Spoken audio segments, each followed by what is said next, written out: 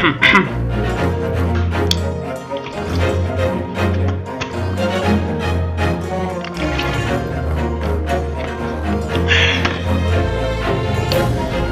and welcome back to another episode of The Great Ace Attorney. Last time, well, we investigated pretty much about the characters of the defendant, the criminal. Not even. Sorry about that. Last time we did our investigation phase, and we solved the mystery of John's wife and the fight they had together, and we became Sosuke's attorney. This time we're going to the trial. Immediately, let's do the chat test in the meanwhile.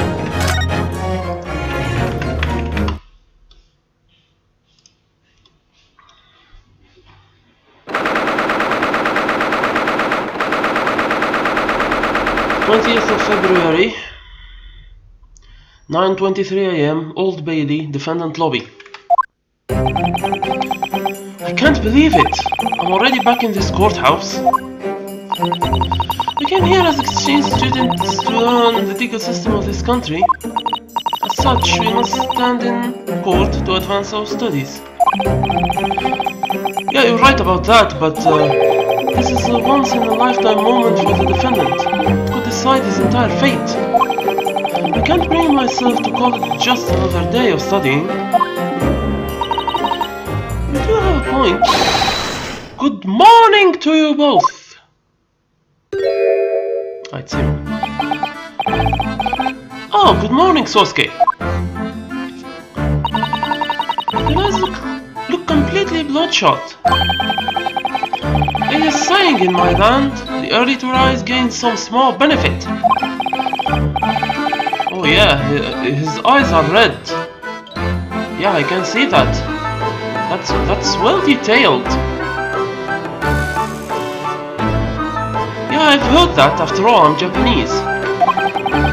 So if waking up early earns me a little extra, then should I not sleep for even an instant? In just one night, the benefit could add up to a single penny. That is why you see me here in such a drowsy state. Does he think a not guilty verdict is only worth a penny? I wish you luck today, Sosuke.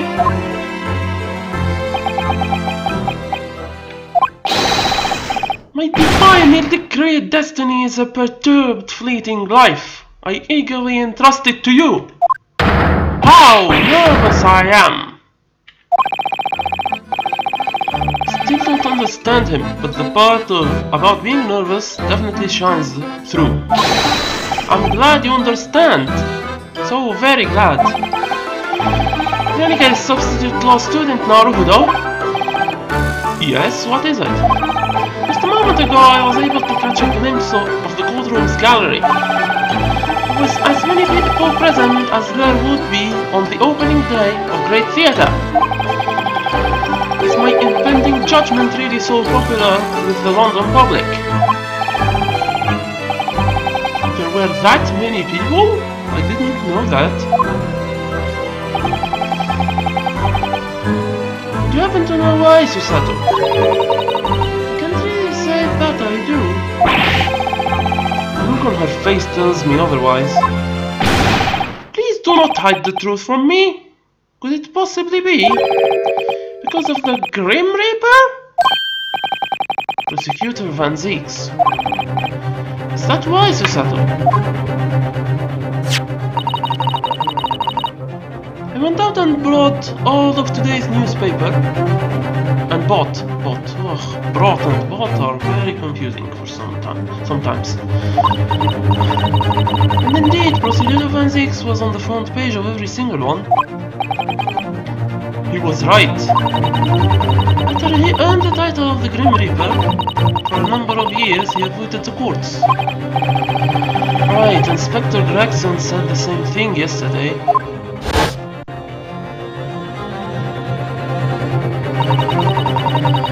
The trial 2 days ago was his revival. After so many years, the horrifying case of Gosling McGondol. It caused an even greater uproar within London than today's coming trial. We had no idea, only just having arrived in London. Hold on a minute.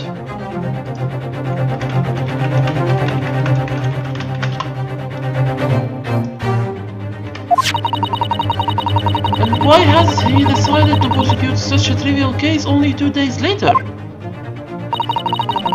Each newspaper is spreading their own speculation. Well, that's the press for you. Trivial? To me, this is the most important thing since the foundation of Japan. My apologies. It's the newspapers that keep it saying it. Well, I suppose this will further fuel the blaze of international tensions.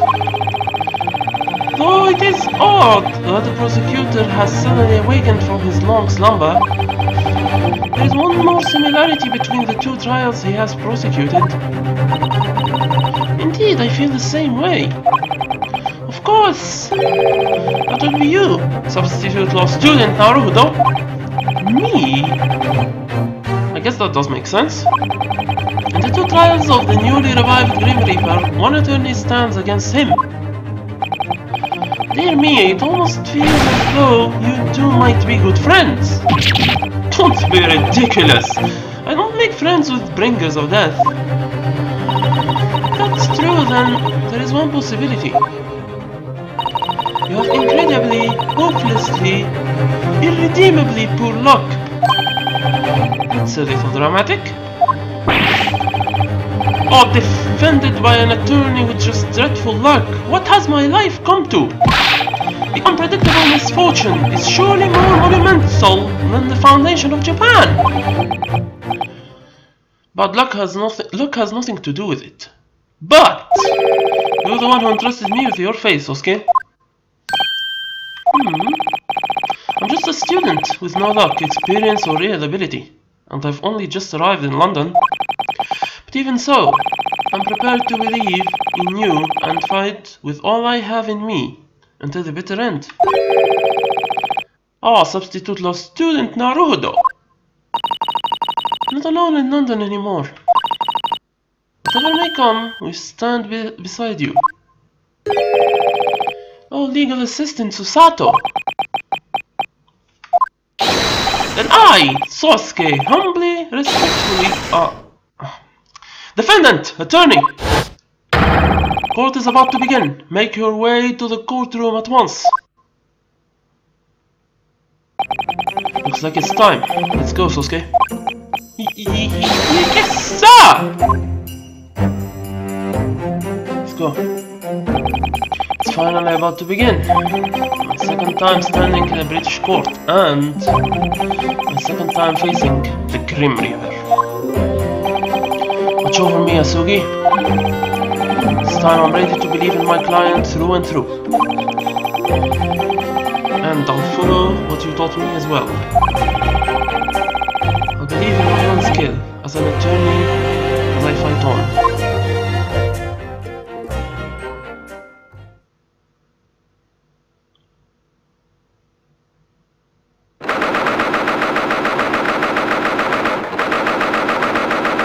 Ah, 20th of February, 10 AM, Old Bailey, Crown Court.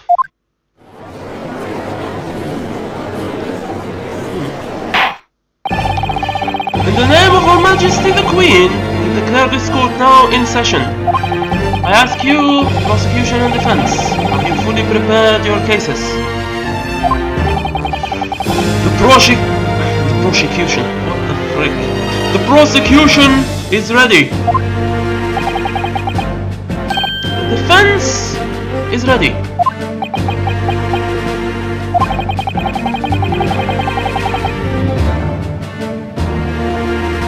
creatures known as Japanese are truly fascinating. Why do you say that? I heard about you from Lord Vortex himself. 2 days ago, a pair of Greenhorn exchange students had just arrived in London. What of it? You wish to save the defendant, who happens to be your countryman. Typical Japanese hubris. Hubris or hubris, because the word is Frenchish. Not French, not totally French, but Frenchish. And French do not pronounce the S in most words, the final S. I apologize for interrupting, but I don't consider that hubris. Susato. I recall our last trial ended with a non-guilty verdict. So it was, and what a decadent verdict it was. Yet much to your chagrin. After the trial ended, the defendant met with his own untimely demise, yes?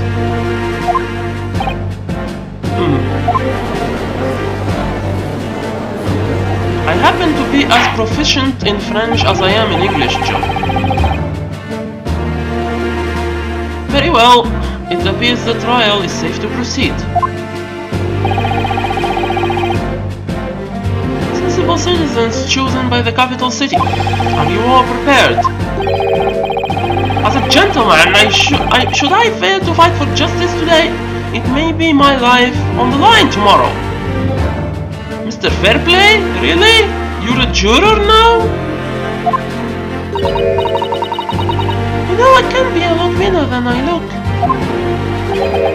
Yes, as you can plainly see, I am but a mid-mannered young man.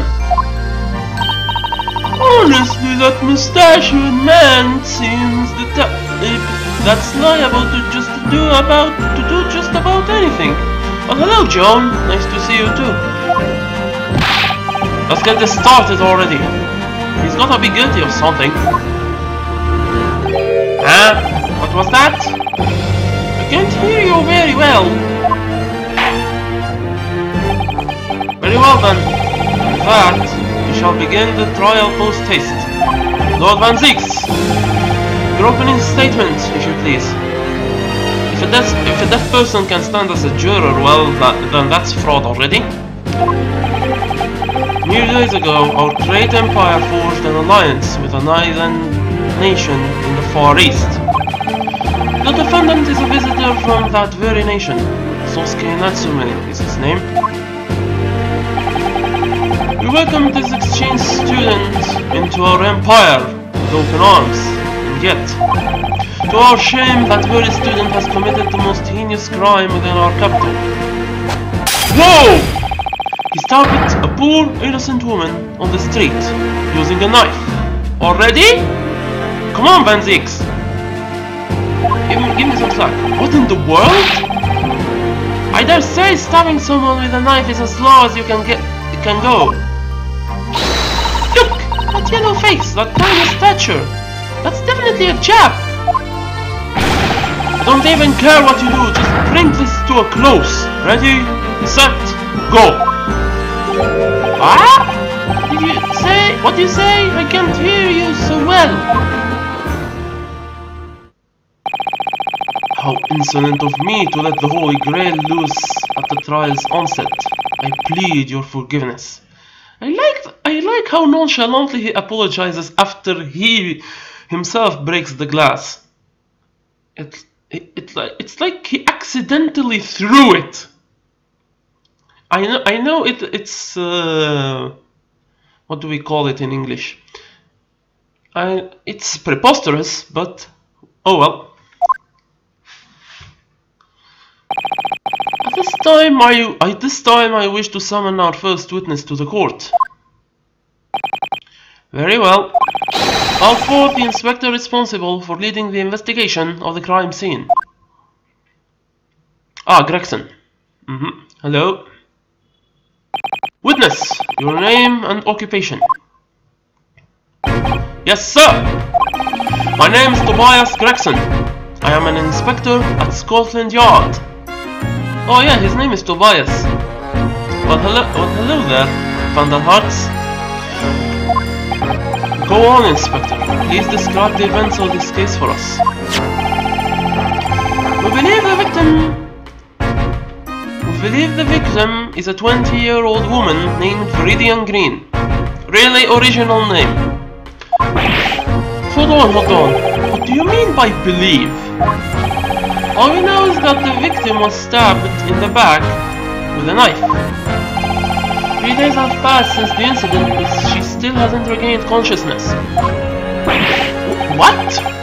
That's crazy. So she's unconscious. She at least in stable condition.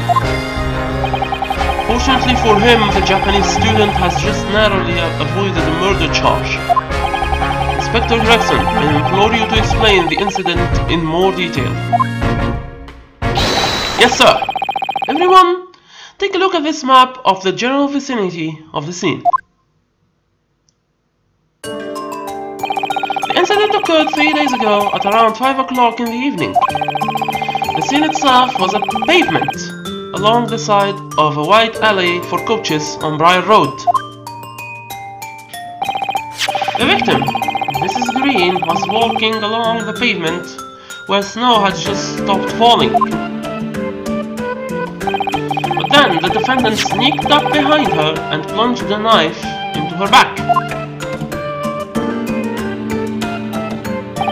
Fortunately, she managed to cling on her life, to cling to her life.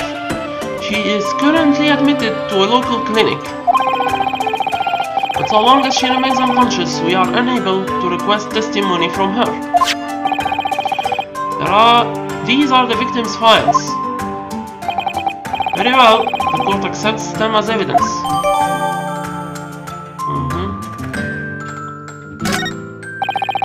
And what of the weapon? Sir, I have it right here. This was found in the victim's back. That's one huge knife. I'd sure hate to be stabbed by that thing. With such a heavy looking knife, even a weaker person could stab someone with ease. In other words, even a wimp like Sosuke could have done it. That's quite a plain looking knife. Very well, we will also accept the knife as evidence. So, what was the culprit's motive? Surely he meant to take her valuables. Judging by the items on her person, the victim was but a poor student. I surmised that she wouldn't have any valuables while stealing in the first place. In that case, perhaps the perpetrator had held some deep resentment towards the victim. We still do not know.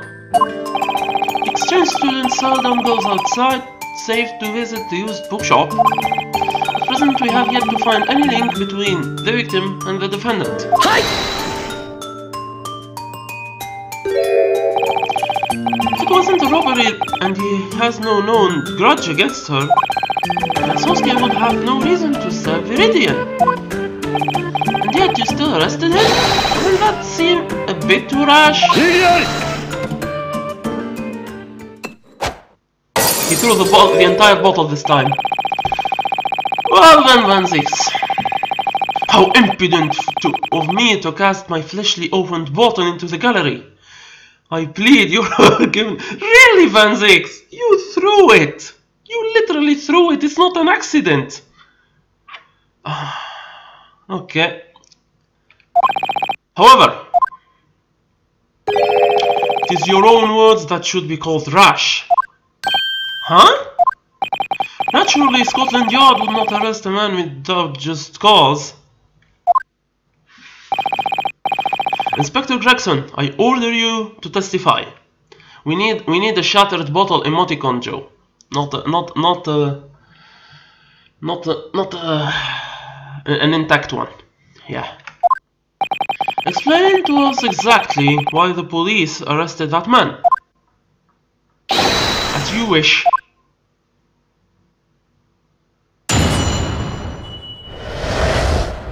why we arrested Sosuke. It was around 5 PM when the incident occurred. That day, the fog was unusually thin. The crime scene was an open area with high visibility. Nobody else was present. The victim fell to the ground after she was stabbed in the back. The culprit made a run for it. As he fled the scene, he dropped the items he was carrying. The items in question were old books. It seems he was on his way from a used bookshop. We identified the defendant as the owner of the books and arrested him.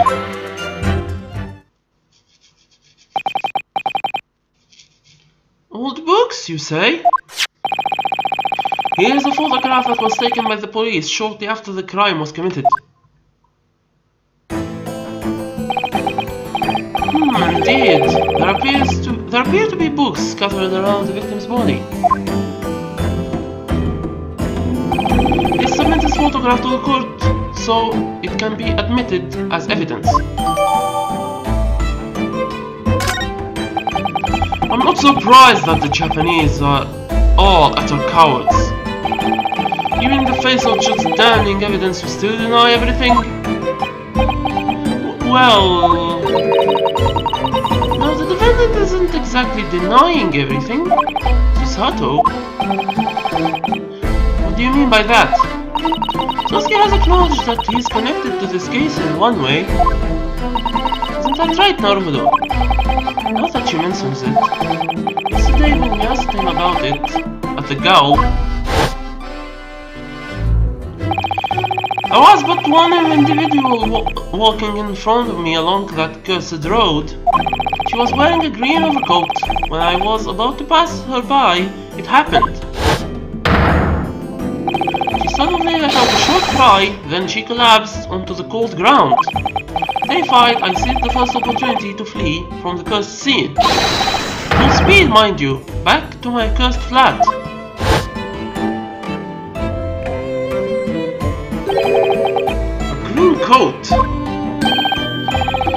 That has to be it. The victim was wearing a green coat. My word, this is the first time I've ever seen a full-color photo. The defendant confirms that he fled the scene of the crime. However, that doesn't mean that he stabbed Green. That's just an absurd conclusion.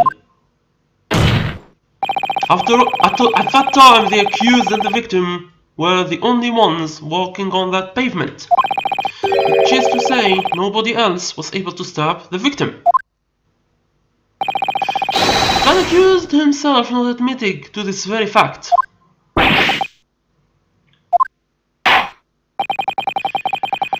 It seems the course of this trial will be heavily influenced by this next cross-examination. Bearing that in mind, the defense will now proceed with caution in this cross-examination. Yes, my lord. I have no other choice. This cross-examination will turn the whole situation around, I'm sure of it. Okay, let's start talking.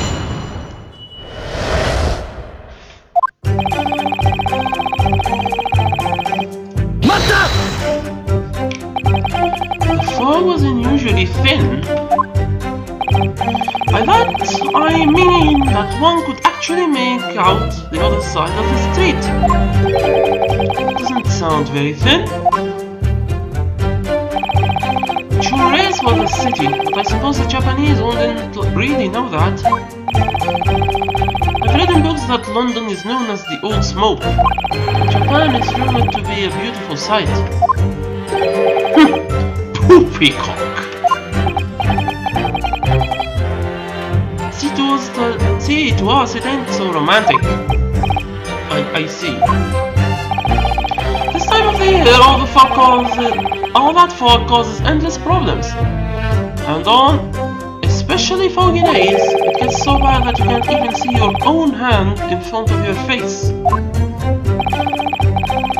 Just the other day, I couldn't even see a coach until I got kicked by the horse. That's pretty bad. However, on the day in question, it seems that bloody fog finally managed to clear up a bit. Much to the chagrin of any potential criminal, I'm sure.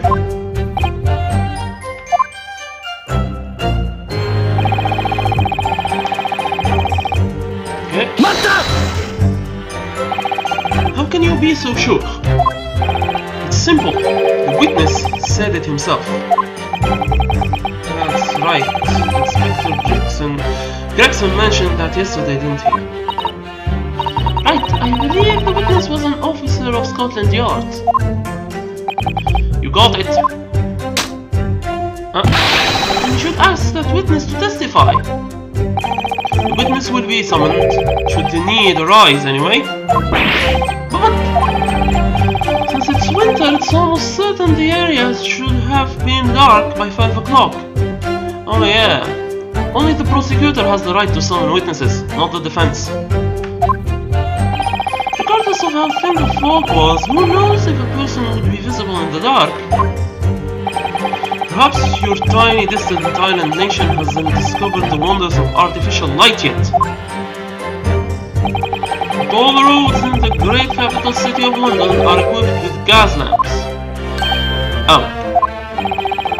The prosecution believes that these lamps provide adequate lighting for them to witness the crime. A city which dispels the darkness of man's past, indeed. Such is our very own city of London. So basically, in order to get the witness to testify, I'll have to get through the cross-examination first. And with the defense's silence, you may continue with your testimony, Inspector.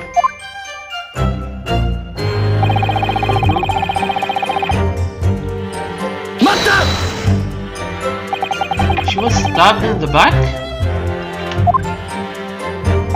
Yep, you can see it plain as day in this here photograph.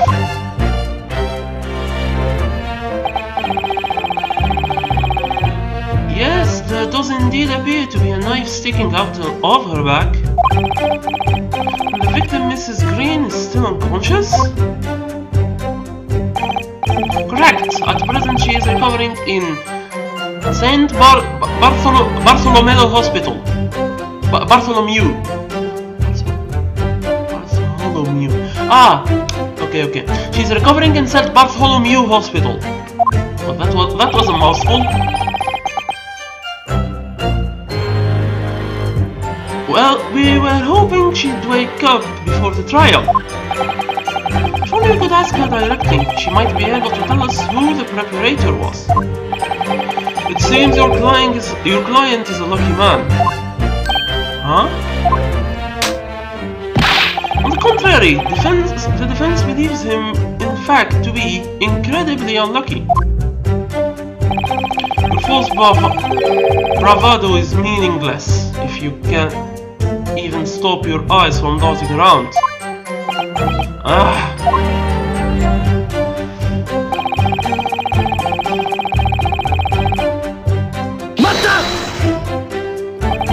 What items would those be? That's the question.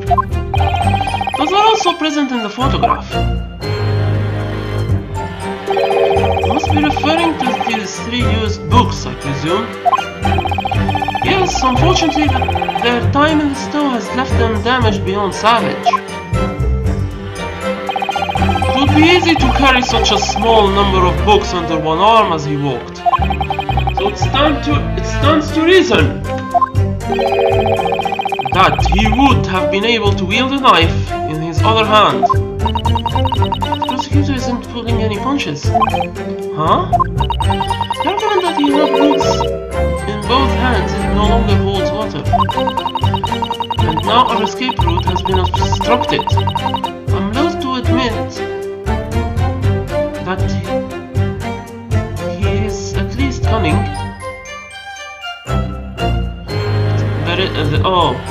I'm loathing to admit. No.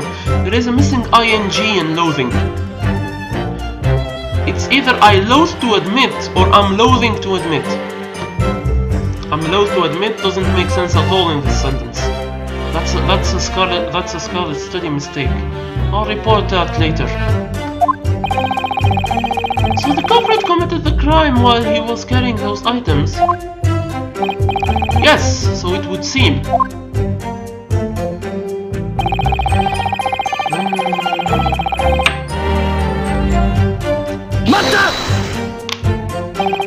You said the defendant had a routine of visiting the used bookshop every day, right? That's correct. Seems the bookshop primarily collected old works of British literature. I must express my respect towards the accused's keen fascination with our own classic literature. You're not wrong there. The defendant's room was damn well near overflowing with old books. Could you tell us a little more about that used bookshop? Oh, fine! Take another look at this map of the area around the scene.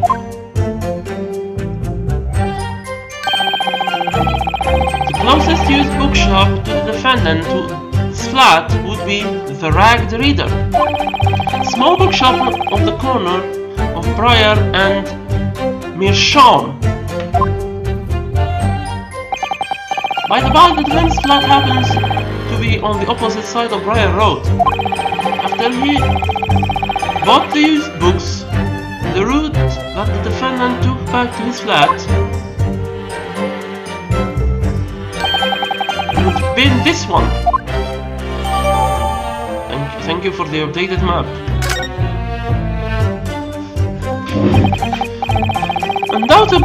Undoubtedly, if he took this route back to his flat from the used bookshop, he most certainly would have passed by the crime scene. Naruto, the inspector's testimony just now was incredibly important. Yeah, I agree.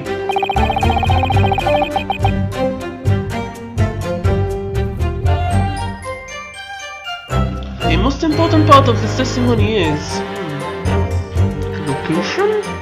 The name? No, not the name. The selection. What is selection? What the hell?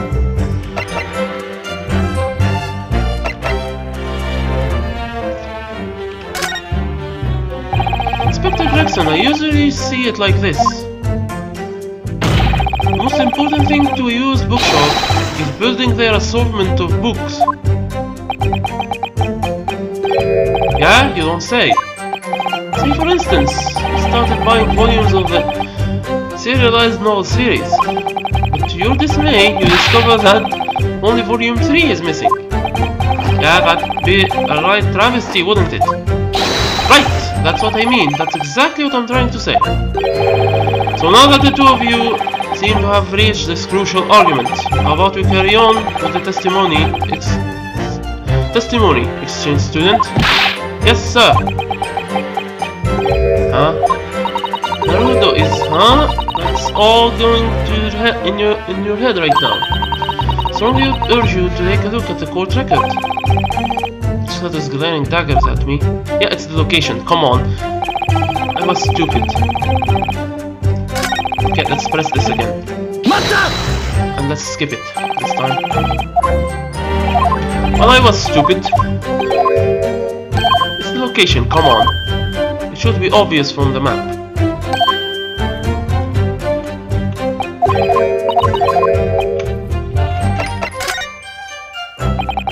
What's important here must be the location of the used bookshop. Hold on. Sorry about that. Well, of course it is. No argument there. So where exactly is that shop? What? Oh, come on, for crying out loud! Didn't I just explain all that? He even marked it in red on the map. Wow. So the bookshop's name is relevant? Come on! The route back to his flat is outlined right there. Weren't you nodding the whole time during his explanation, defense? Oh, well, was I doing that? I guess I was so nervous I didn't really listen. I can hardly say that I'm surprised. Hey, hang on, I was still just warming up. Okay.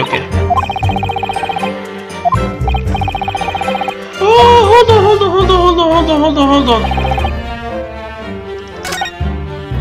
Yeah, let's see the court record.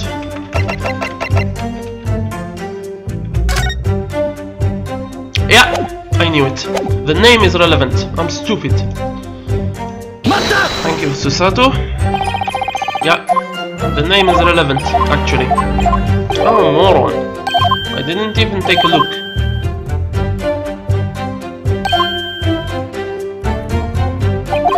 Thank God there was no punishment about this place. Inspector Jackson, can I make a request? I don't know, can you? Would you please add the name of the used bookshop to your testimony? I have a feeling that this could be extremely important information. You have a feeling? Oh no, I mean it! I mean, it might be a vital clue. Very well, although I don't see the importance myself. Yeah, you see, me too, at first. Because I didn't look at the evidence. That's my mistake, entirely. Witness, we request you amend your testimony to include the name of the used bookshop. Ha! With pleasure. Doesn't sound too pleased to me.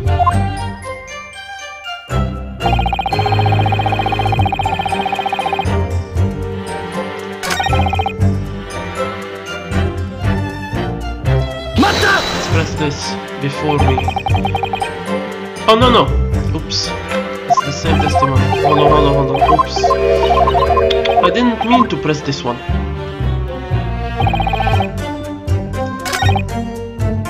Yeah, this one. I'll press this one first. If I recall, the investigation was requested by Detective Holmes, right? Don't be ridiculous! Huh? That meddling bloke is always sticking his nose where it doesn't belong. But Mr. Holmes said he came to the crime scene with the rest of the detectives. That wasn't official. They were acting out of order. Ah! I'm always telling him, if an incident goes down, contact Central. And then just do as Central says. Don't do anything unnecessary. Oh. If you need any info about the case to that goon next month, he'll have the whole book about it. He'll slip on the scene without me knowing and steal all the glory from the rest of us. Ha! Good work for an amateur detective. God, the gall of it. Inspector, if that man is such a thorn in the yard's side, then perhaps I could take care of your little problem? Oh my God, Holmes versus Van Zieks. I dream to see that. It's fine, Joe. I mean, even I have my life. I mean, I'll be right back. I need a bathroom break. I'm sorry.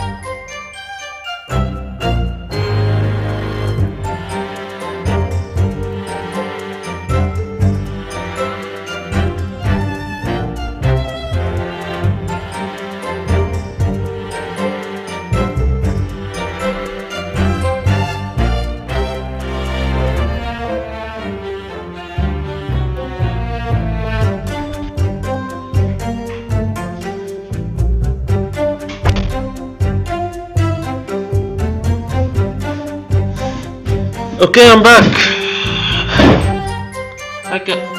What was I saying? I was saying that I dream of the encounter between Holmes and Van Zieks in this game. Ah!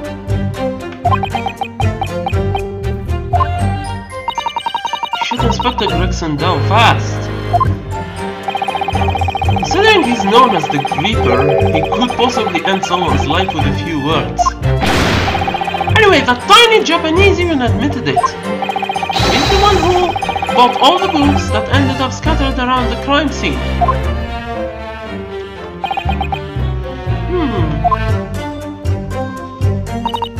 You ready, Naruto? If you can't change the juror's mind during this cross-examination, then Sasuke will almost certainly be found guilty. That means we have to find a decisive contradiction in this inspector's testimony no matter what it takes. I've already found one, however, I need to press it first.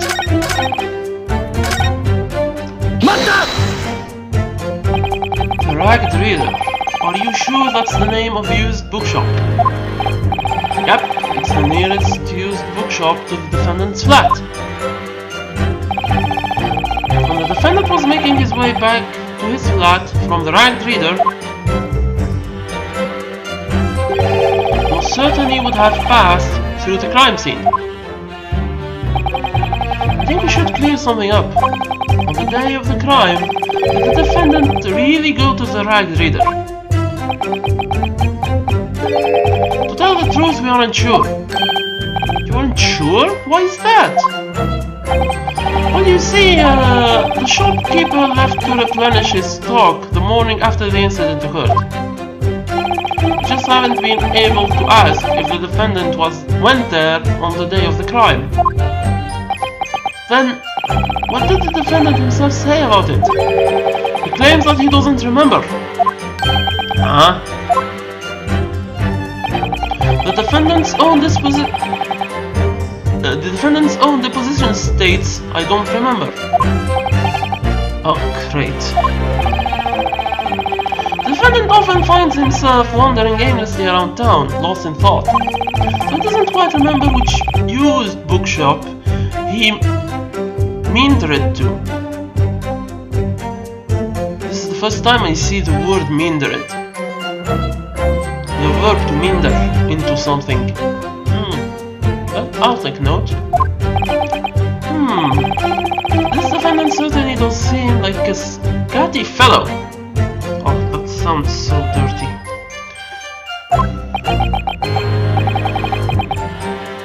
In American English that word is dirty. However, in British English that word is normal. It's all coming together. Naruto? Inspector Gregson, continue with your testimony. Yeah, let's present that immediately. Present the receipt. Hold it, Inspector Gregson. What is it? I'm busy, you know. It's about the receipt we found in Sasuke's room. The receipt is from a used bookshop. It was printed on the day of the crime, and it notes that he purchased 3 books. Found this in the defendant's room? The problem is the name of the used bookshop. What is the meaning of this? It says that it was printed at a shop called Tattertail's Book Emporium. Tattertail's? Well, it is true that Sasuke purchased used books on the day of the crime. He did not visit the Ragged Reader. What on earth? Inspector Gregson, tell us more about this Tattertail's Book Emporium. Sir! As it turns out, there is one more used bookshop near the Ragged Reader. But you see, it's such a small shop that we didn't think the defendant would go anywhere near it. But in reality, he did. This receipt proves it. And what is the point of this? No matter wherever he purchases the decrepit, moldy tomes, the conclusion remains constant. What are you talking about? Surely, this changes everything. Naruto, here is a map. Oh, thank you. Look right here. The defendant had shopped at the Ragged Reader. Then yes, he would have passed through the crime scene on his way home. But if he had been at Tattertail's instead, then it's possible that he didn't walk that way. Huh? Is that so? Well, depending on Whether that used bookshop is, maybe. Is this true, Mr. Attorney? Yes! Though right now, it's only a possibility.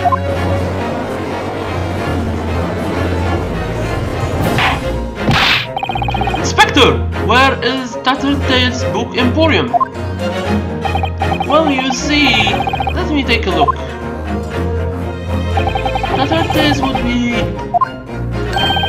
right around here. It's on the east corner of this block.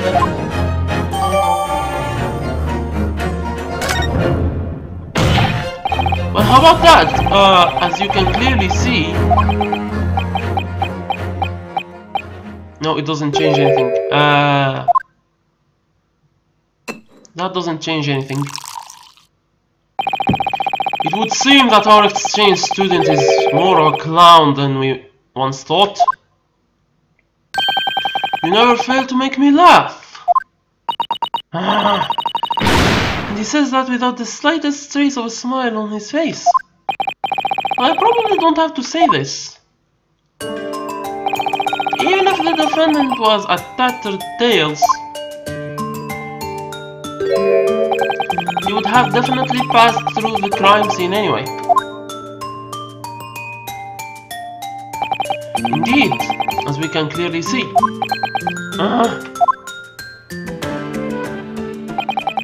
I'll say it once more for you, Japanese exchange student.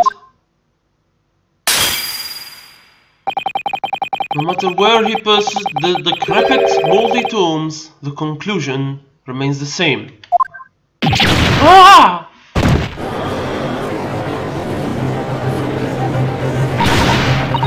I knew it all along, and you thought you could fool us.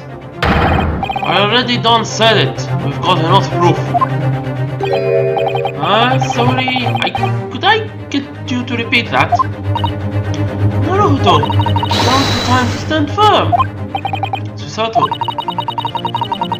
If you keep quiet and let the prosecution's assertions become accepted as fact, then the jurors may all make up their minds based on that. Oh, she's right. You should carefully rethink the prosecution's claim. The way back from Tattertail, we have had to go through the crime scene. I have to raise an objection here. There is a fatal flaw in the prosecution's argument. Explain yourself, defense. Oh, that's it. My answer is right here. He was on his way home from Tattertail's. If you were to take this route, it crossed through the crime scene. But roads often branch off. If you continued walking around this route, look,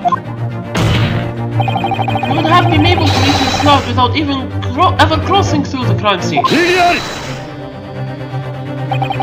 Trying to argue with the poor clown's rubbish, using is boorish at best, but it is my duty. Most people would call that a very roundabout way of walking home. Remember that we're in the dead of winter. Why would one choose such a long detour? Well, you see, the answer couldn't be any more obvious. You wouldn't take the long road home. Our criminal took the simple route home, and his knife took the simple way into her back.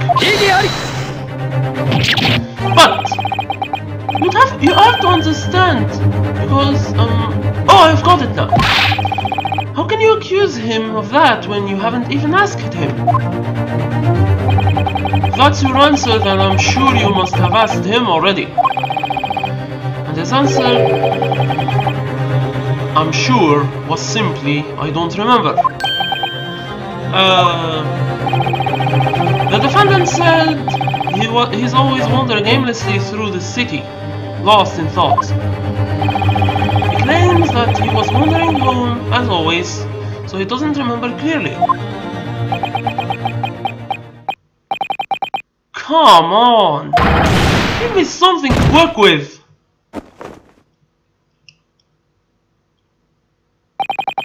That's enough. I don't think we want or need any more aimless arguments in this court. What would your opinions be, wise citizens of the jury? But even if he did take that route, as his attorney couldn't accept... Oh. Yeah, all 6 of them. Regarding Lord Van Zeek's statement just now, Mrs. Juris unanimously agree. What? This can't be happening! As of now, we have come to one firm, unshakable conclusion. Very well, now 6 jurors, the time has come. You've made your deliberations. Present your verdict to the court. 有罪 有罪 有罪 有罪 有罪有罪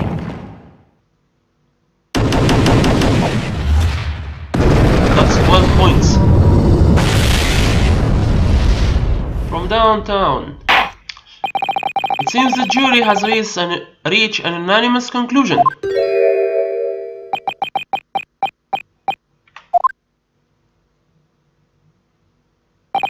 Our sage citizen jurors and their brave resolve are the pride of a great British Empire. Naruto.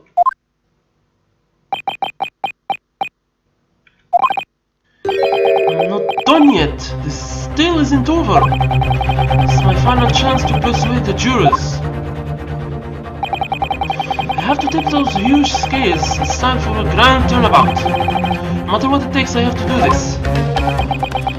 The fire is in your eye. The fire in your eyes tells me that you have yet to concede defeat.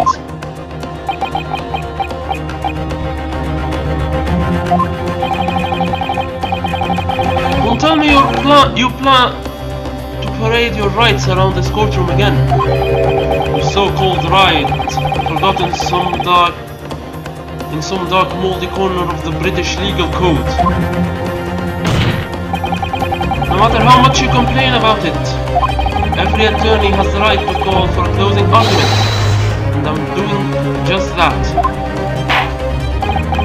And from this point on, in accordance to the rights prescribed by our legal code, the closing argument will now begin. Jurors, are you prepared? You should know the answer to that already, my lord. That attorney doesn't know when to give up. We all know that. Very well then. 6 jurors, state your reason and basis behind your guilty verdict.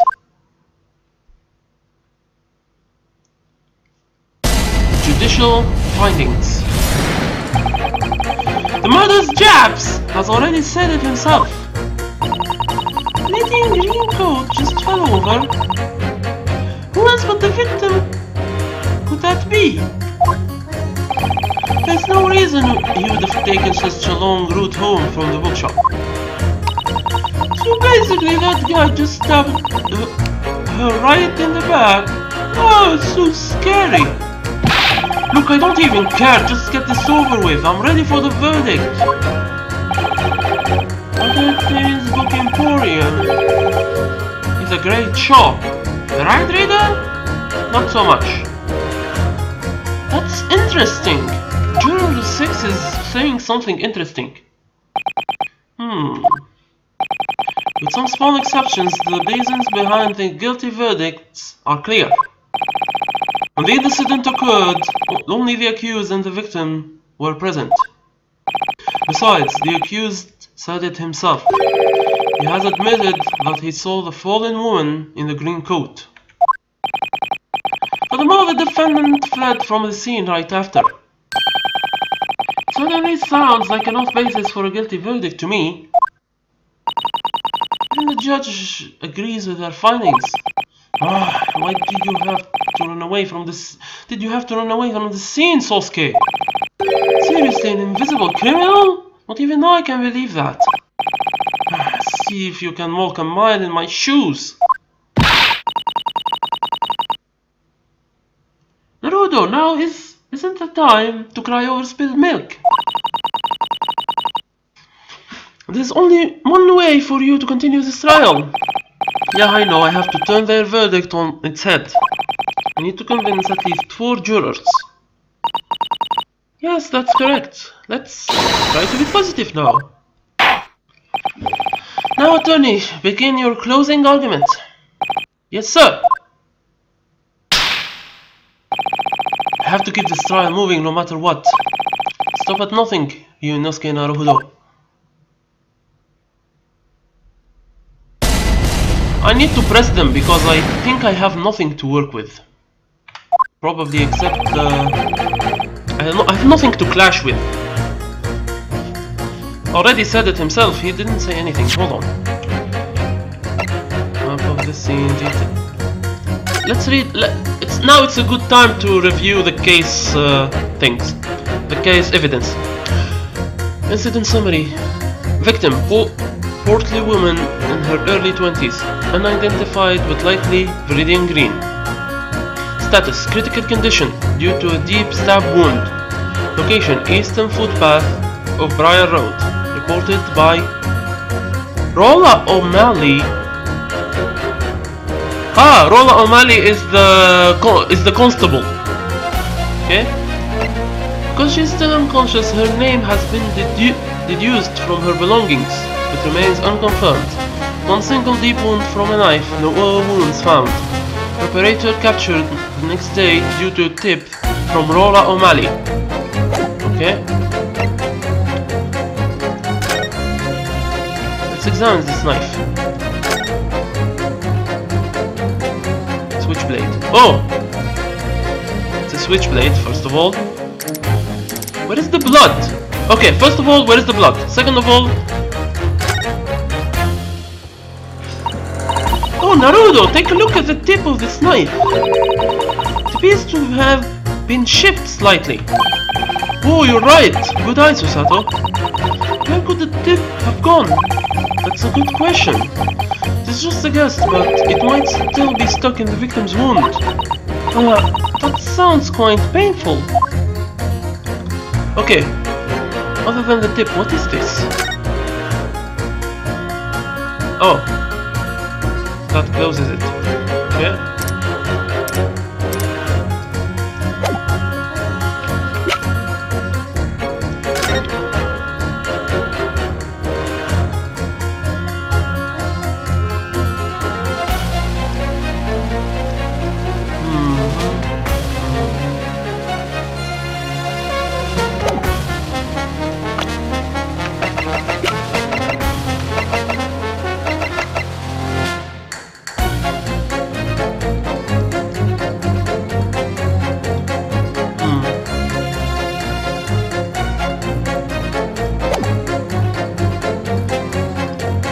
Yeah, let's start pressing.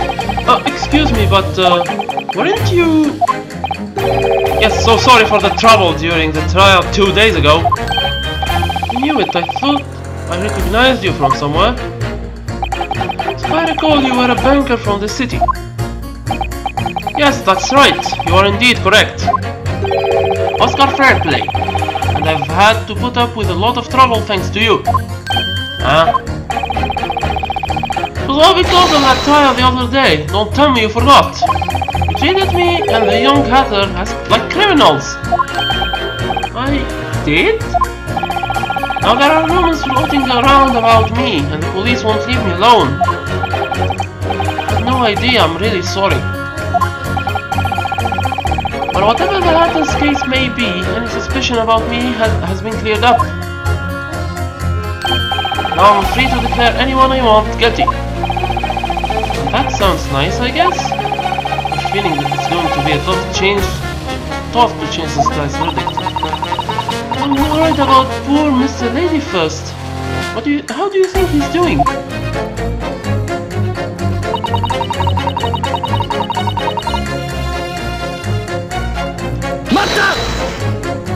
I suppose that's true. The defendant said when the incident occurred, he saw a person walking ahead of him wearing a green coat. See? That's right! That person was clearly the victim, isn't it obvious? And that means that the shady Japanese with the mustache must have been the culprit. But the defendant says he didn't stab her. Of course he says that. If he admits to the crime, it's all over for him. Oh, she just happened to fall down in front of me. That's just a lame excuse. If he was going to make up an excuse, I'm sure he could come up with something better. Oh, you should think as much of people like you dirty Japanese. Oh, come on, lady, don't just lump us all together. Anyway, the culprit said it, plain as day. There was no one else on the scene. In other words, no one else could have committed the crime. If no one else was there, then there is no question about who the culprit must be. Indeed, your argument is quite compelling in its simplicity. Oh, thank you ever so much for your kind words. Stop me there. There is no reason you wouldn't do a long road.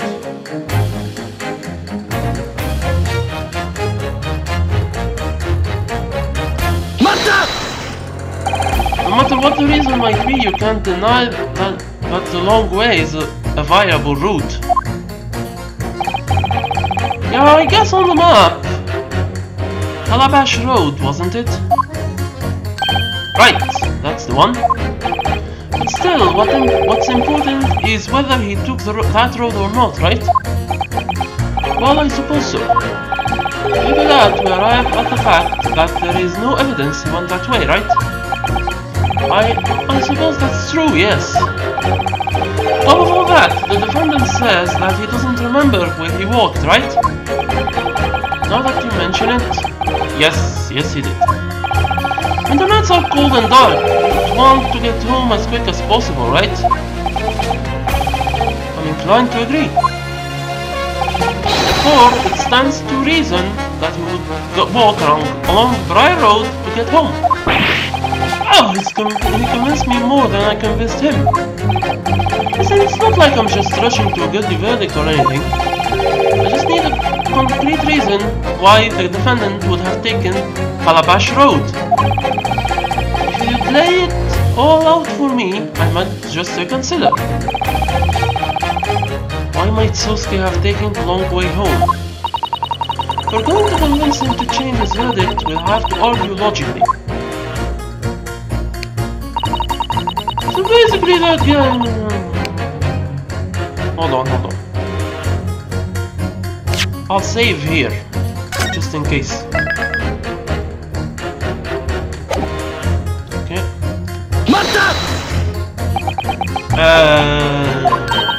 What is it, sir? Aren't you that landlord's wife?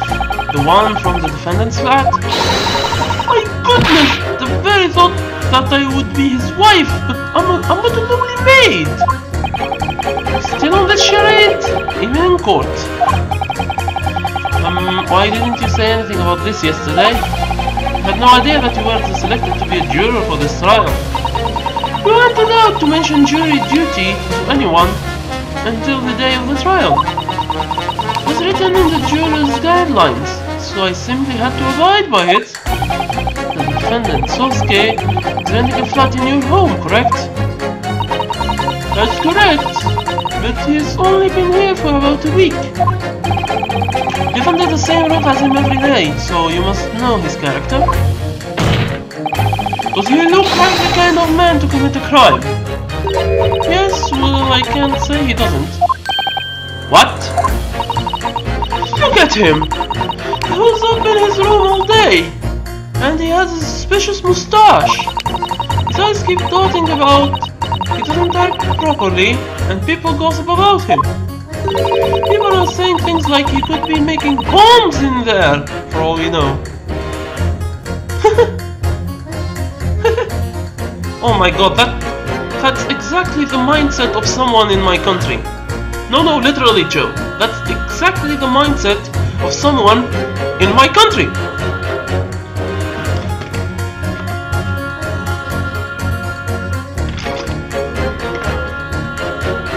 Yikes.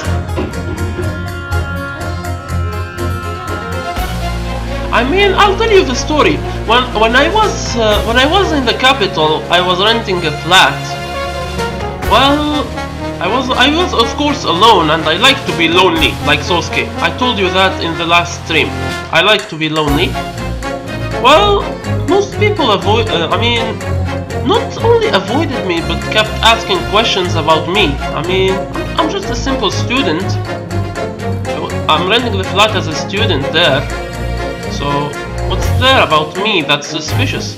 Maybe because I live alone and don't allow people to come in? That's not a reason. Not really. Okay, let's continue. Oh, that's awful. How could they talk about him like that? Exactly, Susato. Thank you very much.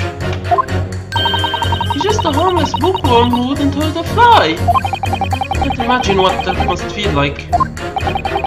Having the maid talk might be more dangerous than I thought.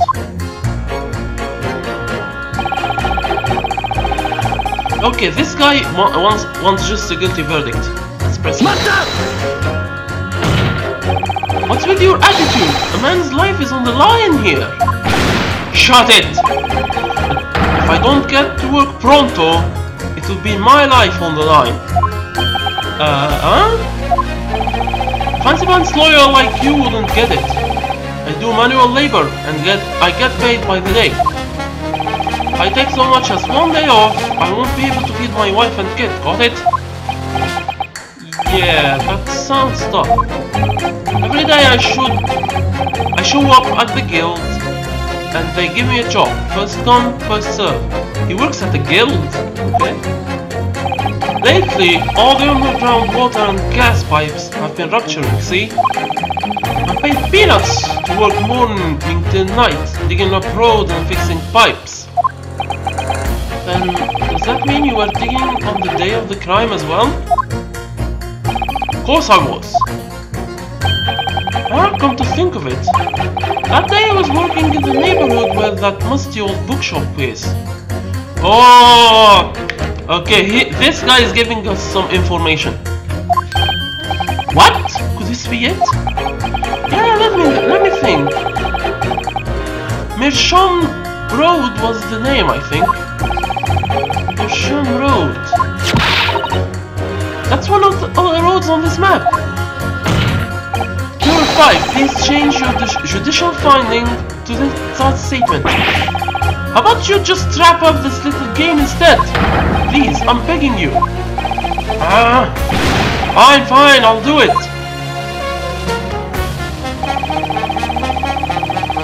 I was sticking up in Shams Road all day when that lady got stabbed. Let's press him still. Your day job is construction, right? Yeah, in the winter, and a lot of the water and gas pipes buried in the ground rupture. To us, that payday, and you're keeping me away from that today. By any chance, do you work all day? We get our work done within the day. During construction, people and coaches can't pass. There we go. Number 5, could you do me a favor? Can you please show us, using this map, where you worked on the day of the crime? Got it! Let me have a look. I'm pretty sure. That's it! It was around here, at Mershon's Road.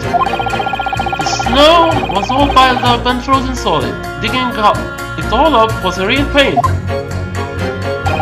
What time would you estimate construction ended? Well, we started out mid-morning, and I think we finished a bit after 6 PM. By then the snow had stopped coming down and it had become completely dark out. This occurred at 5 o'clock. The construction was still ongoing. So Mershon's Road was closed to construction, huh?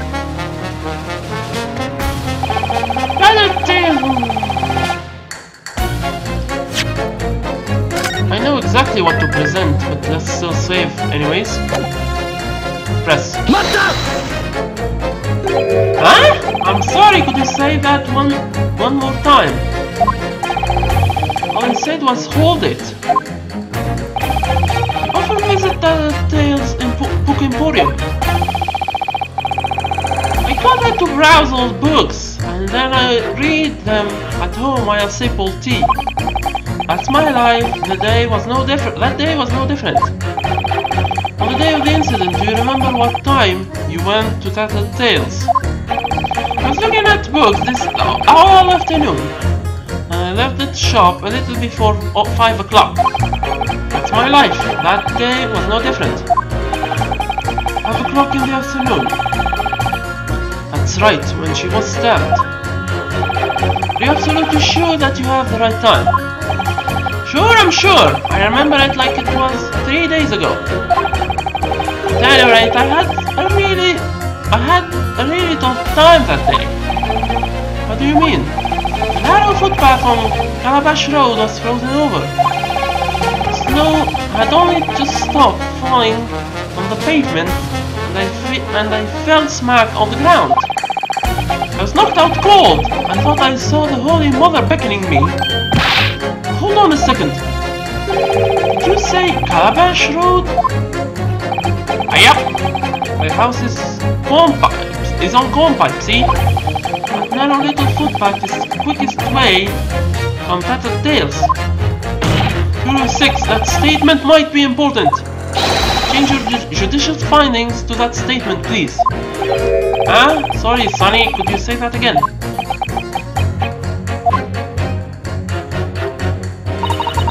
Antibiotics sent a dreadful chill down my spine. Some of the statements are a bit too irrational for my taste. Yeah, they are. The irrelevance of few of them definitely sends a chill down my spine too. I have a better feeling about the ones that aren't dead set on him being the culprit. Maybe we can use those remarks to our advantage. Definitely, let's see if we can get some more info. I have to press Juror 6 again. Then if two statements clash with each other, that's when you seize the moment and reveal the clash for the world to see. Okay. Let's press Juror 6 again, because I didn't press it.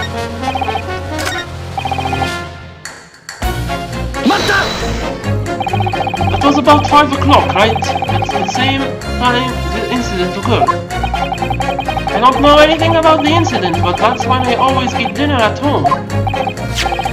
Just to be safe, could you rewind me where you fell? It was also very long ago. I'm not sure I remember. It was only 3 days. I'm sure you can manage it. That narrow street was so particularly slippery. Oh, that's it! I believe it was right around here. When you slipped and fell on that icy path, were you hurt at all? Not a lot of people walk on Calabash Road. I was alone when I fell. I was alone when I lost consciousness. I woke up all alone, and I sneezed all alone. I headed back to my nice warm home where my grandkids waited for me. What a harsh evening you had to endure. I'm glad the older gentleman is okay now. Me too. We might have ended up with another incident on our hands. Oh, one more thing. Were you wearing that green coat on the day of the crime? Of course. This is the only coat I own. The coat that was nice and dry this morning, so I decided to wear it to the court. You might say it's your lucky day, you kids.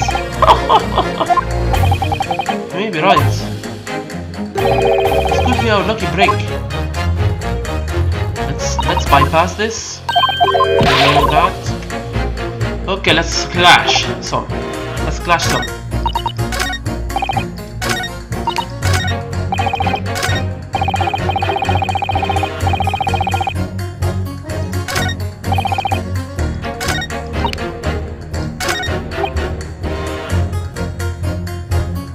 Okay, clash 3 with 5.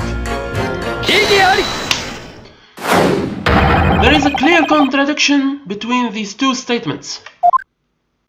What contradiction? Explain yourself. Hey, why is he pointing at me? Whoa, what now? Hurry up and get this over with.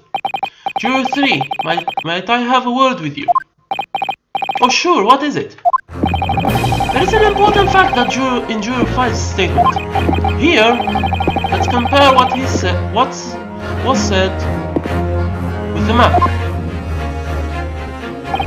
On the day of the crime, Sosuke bought books at this used bookshop. Now, on this day, Mershon Road was being dug up due to construction. In other words, the defendant would have not been able to travel this road to return home. Oh, why, you're right! What do you say to that, Juror 5? What? Well, I guess he's right. So the bricks in the road were smashed and the road was dug up to about 2 yards across. Those hoity-toity ladies and gentlemen took the long way around instead. Now that means, in order to get back to his flat, the defendant will have been forced to take the long way. So it would seem. Does it really? Juror 3, you said the following. There is no reason he would have taken such a long route home. But now you see, we have just established that he had ample reason to do so. You're right! Milord, may I have a word? Yes, what is it? Perhaps I have been a bit hasty in my decision. I think that we should continue this trial a little longer. And from downtown, 2 points for me. What are you waiting for, Juror 5? Huh? Oh, me? Fine then. I dug up this hole and I'm gonna fill it. From downtown! 3 points basket! You did it, Naruto! That was incredible! Their decisions have changed, and with that, the whole situation has turned around. Yes, now all of the jurors will have to reconsider their stances. It's extremely important that they really think about whether they feel their verdict is just. And one more thing. If there are any more clues that could clear up the suspicion around Sosuke, then you can use this momentum to overturn the verdict. Right, I'll give it a try. Executive Van Zieks is trying to bring this trial to a hasty end. I'll do whatever it takes to keep that from happening. Now defense, resume your closing argument. Yes, my lord. Okay, you're done. You clash with Juror 2. This is a clear contradiction between these two statements. What contradiction? Explain yourself. Excuse me, Juror 2 and Juror 6! Oh yes, what is it? Don't think the elderly gentleman heard you. Seriously? I put everything I had into that shout. Anyway, one fact has become abundantly clear, as shown on the receipt from the used bookshop. The defendant bought books from Tattered Tales and walked home from there. Didn't he say he couldn't remember what road he took home that day? Yes, so it would seem. But on the way home, the defendant did see one person. A person wearing a green coat suddenly fell flat in the snow on the footpath. Right, and that person must have been the woman who was stabbed. But is that really the right conclusion? What are you on about? Are you listening to what Juror 6, the old man over there, said? The night of the incident, Viridian Green wasn't the only one. There was another person wearing a green coat who fell on the pavement. Oh. You don't mean to imply. I do. That person was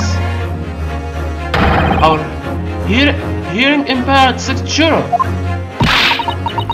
But that means the person in the green coat that the defendant really saw was that jaunty old man in green. I would say it's highly probable.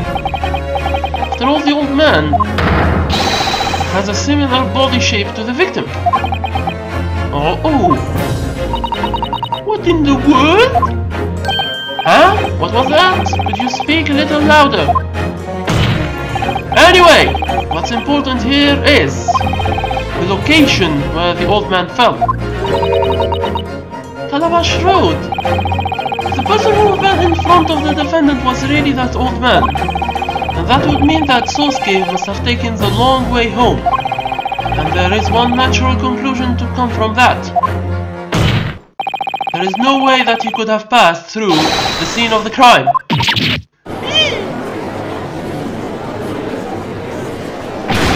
Oi, old man! What were you doing bumbling around the place like that? But no, he just had to wear that confusing green coat. What's the big deal?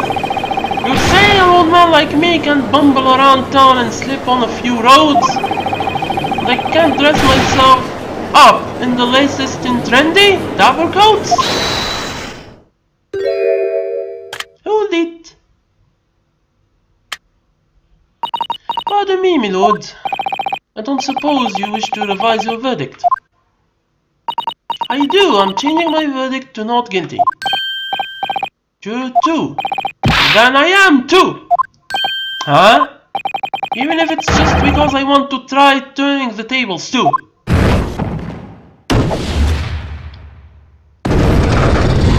And I am on fire! Boom! Shakalaka! Yeah! There we go.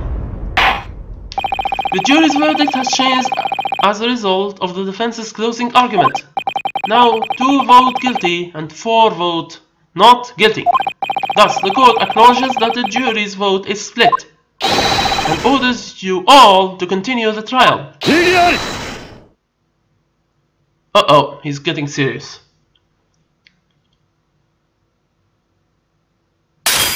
Yeah, smash it.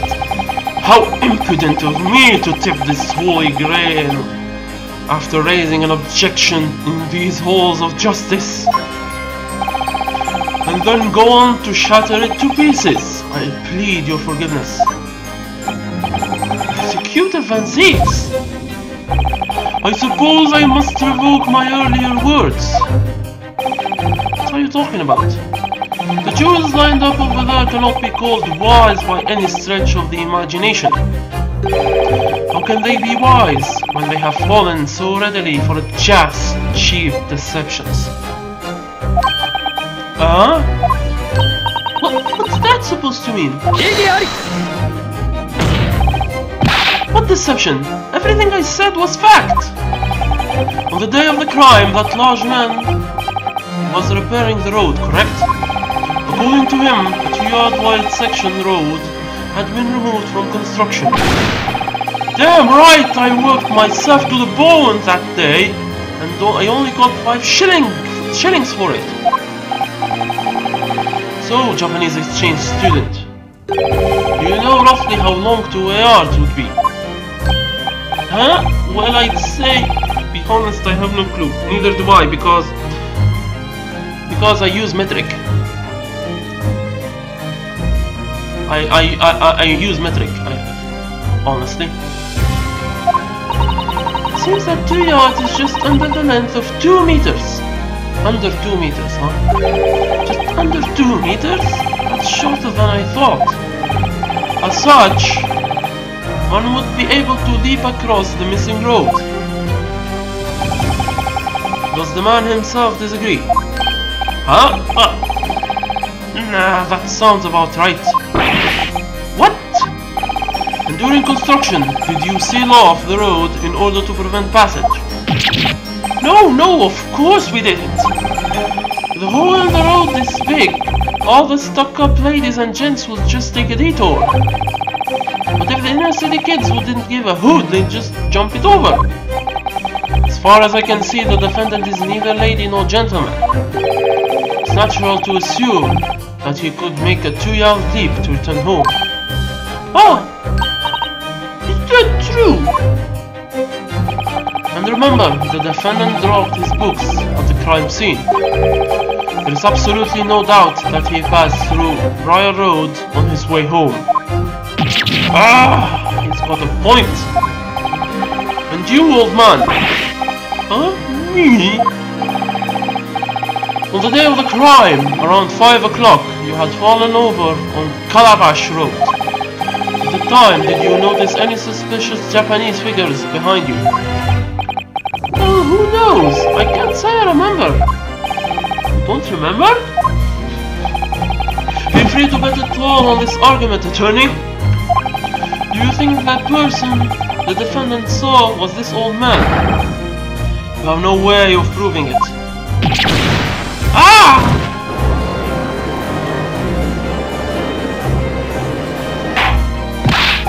Order!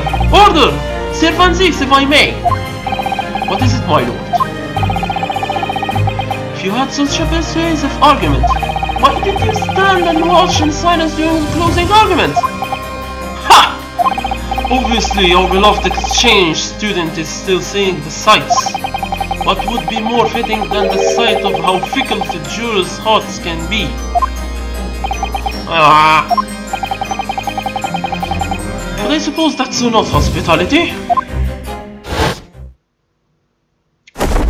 Okay, time to get serious. This is the end of your London sightseeing for today, attorney. What are you saying now? My lord, the prosecution requests that the next witnesses be brought to the stand. Puss, bailiff, bring the witnesses into the courtroom.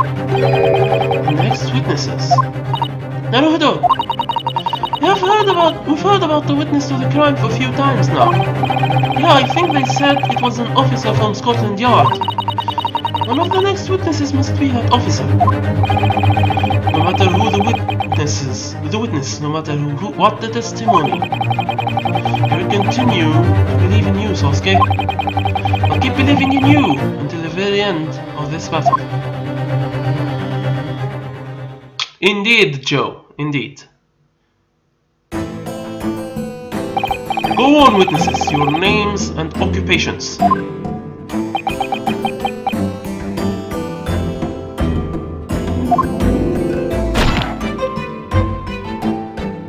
Oh my god! The name is Patrick O'Malley! I'm a patrolman on the city beat.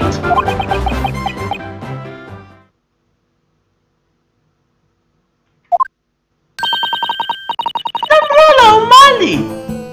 The wife of our city's great hero! Oh my god, it's his wife!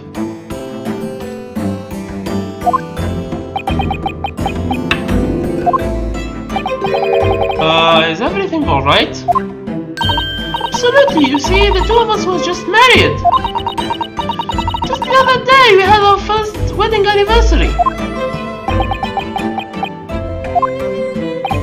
Oh, not that, sorry, I meant your husband.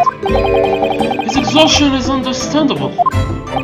Being a constable of London is one of the most noble, yet demanding duties in the world. Is that so? I feel like I've heard this before. Apart from off-duty days, every day is spent patrolling 20 miles around the city on foot. Patrolling local establishments, collecting taxes, surveying roads, inspecting the scales, cleaning the roads, hitting the gas lamps, and extinguishing the lamps are all part of the job. Yes, that's historically correct. I confirm that because the first anime I have ever watched was Little Princess Sarah. I know that from an anime. Yep, and yes, my first anime was a shoujo anime. I admit that, and the very old one that is. Those are a lot of duties that seem unbefitting for the police. Rather than doze off, I'd probably collapse before long. Of course, the constable's most vital duty is the pursuit and suppression of crime. Even if he is off duty, if a crime occurs in his beat, they must assist in the investigation. Such is the proud spirit of the London Constabulary.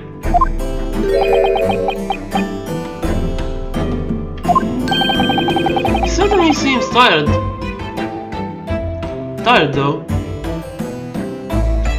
I mean, Joe, it is one of the best animes I've ever watched as well. It is done by World Masterpiece Theater. Right now, World Masterpiece Theater no longer works on anime for some reason.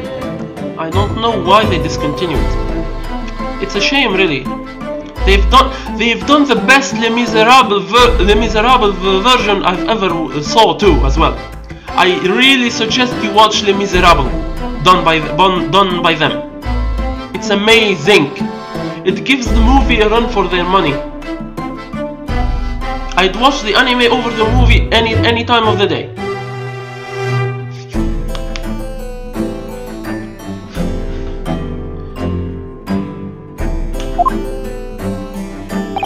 On the day of the crime, this couple was walking on the opposite side of Bryan Road. It was at this point that they witnessed the incident. Is that correct so far, witnesses? Yes, it is. Right, darling? Patrick O'Malley, patrolman on the city beat. Ah, jeez. Very well. The court orders the two of you to testify. Testify regarding what you witnessed on the evening of the crime. Sir!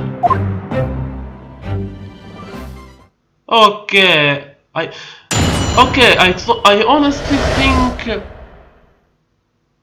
Okay. I honestly think this guy is necroleptic. This guy is not tired, he's necroleptic. You know what necrolepsy is, Joe, right? That night was our anniversary. We went out for dinner still in uniform. As we were strolling around, we saw two figures coming down the opposite path. And all of a sudden, one of them fell over. The other dropped something and ran away. We hurried as fast as we could to the nearest police box to call for help. Exactly, yes. A necroleptic person sleeps off if he's not talked to. At random, yes, sleeps off at random.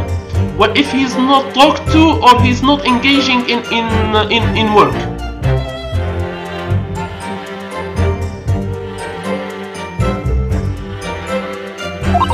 A Japanese man is the one who ran away. Pat and I saw it with our own eyes. You see, Pat didn't witness at all. Pat did not say anything in his testimony. You see. Let's see. Hold on. People. 23 and 21.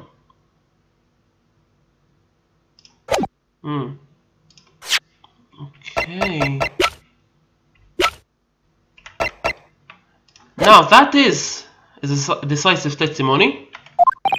Because his wife claims to have clearly seen Sosuke's face.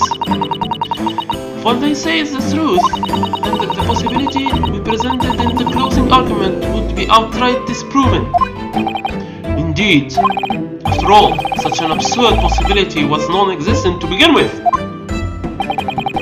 This must have been quite the ordeal for your first anniversary. It was, but thank the Lord that we could have a night out together in the first place. Hold on.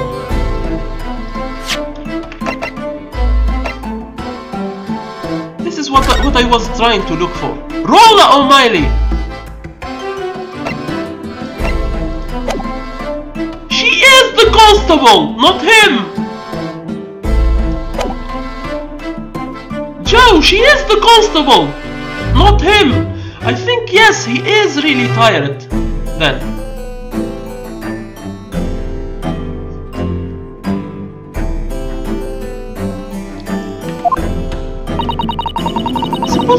possible in London is an ordeal in and of itself. Worry not. This testimony will soon be over, and then you will be able to spend the day at your leisure. Leisure or leisure, both are again spelt correctly. It depends whether you live in England or in America. Again, I have to point out these differences in pronunciation because, first of all, I'm a tutor, not a teacher, and second of all, the game is British, technically. And what's that supposed to mean? This lovely couple clearly saw the face of the man who fled the crime scene. And the face was that none other than Sosuke Natsume. Huh? I don't believe I need to remind you of the weight of that a London officer's words carry. Even though it was the officer's wife who said every single word. Yep, exactly, Naruhodo.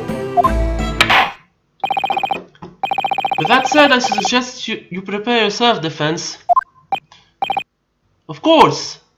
Also, yes, the way they write defense and defense as well. I should have pointed that out. But yeah, there is a difference. Defense as a verb and defense as a noun as well. That too. We should remember that. Okay. Let's continue. Okay, let's save here because I might blunder. Like the other trial, not yesterday. Okay. We were still in uniform. Then does that mean you're with the police too? No, it's a shame, but women, children, and the elderly can't be police in London. Yeah, I mean it's too. No, it's too true. It's too good to be true. I mean, is it really a problem that children and the elderly are in police? But you know the uniform looks so good on Pat, right, darling?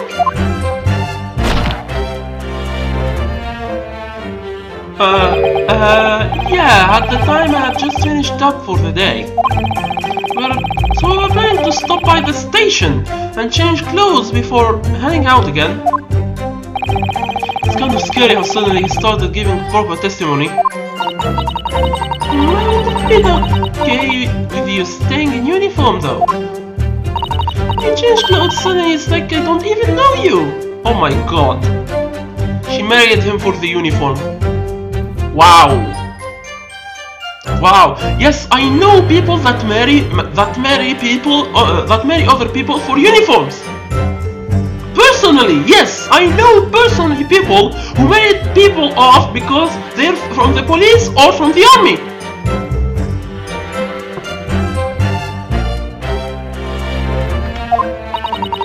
It was a very dangerous piece of testimony. Anyway, you two are getting ready to go to dinner after he finished work. Yeah, really. I was completely exhausted after a full day of patrolling.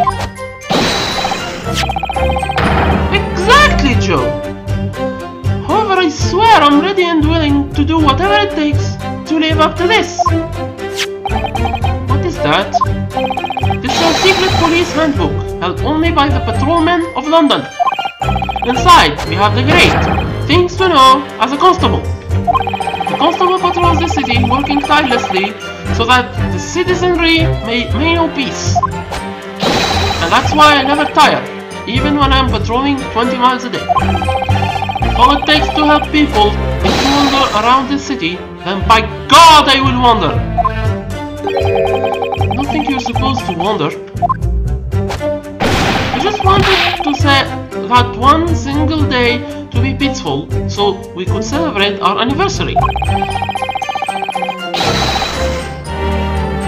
I'm always leaving her alone because work is so busy. My poor beloved Rolla.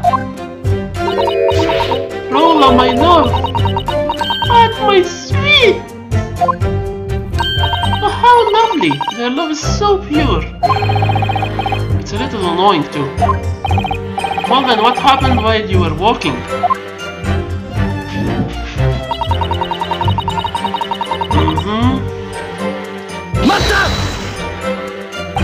You saw two people?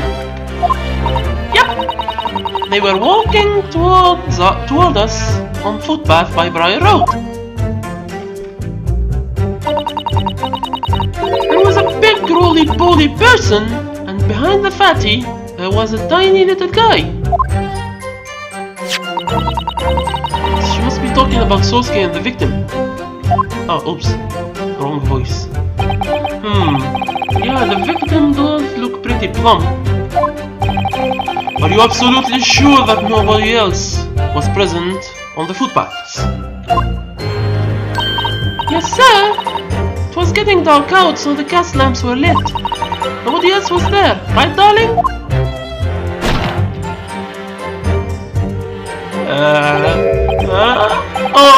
Right, there was a bit of a fog, but Briar Road's footpaths are dead straight, so visibility was pretty high regardless.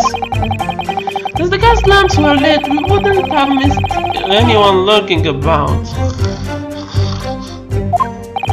Answer this next question before you fall asleep again. Are you absolutely sure? Absolutely sure, sir. As a constable on the watch for crime, I declare that I'm sure. My conviction is almost as strong as my love for Rolla. Rolla, my love! Not my sweet! So the victim and the criminal were the only ones on Briar Road at the time.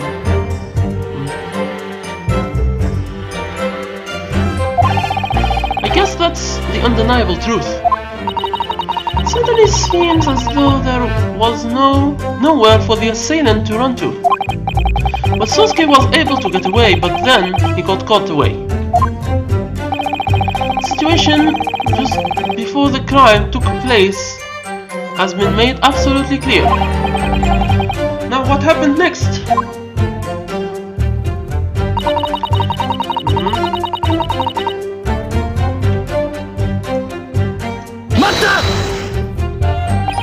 The other person dropped something. Could you explain? Sure, at the time I didn't know what exactly he had dropped. But when we got closer we totally figured it out. Right, darling?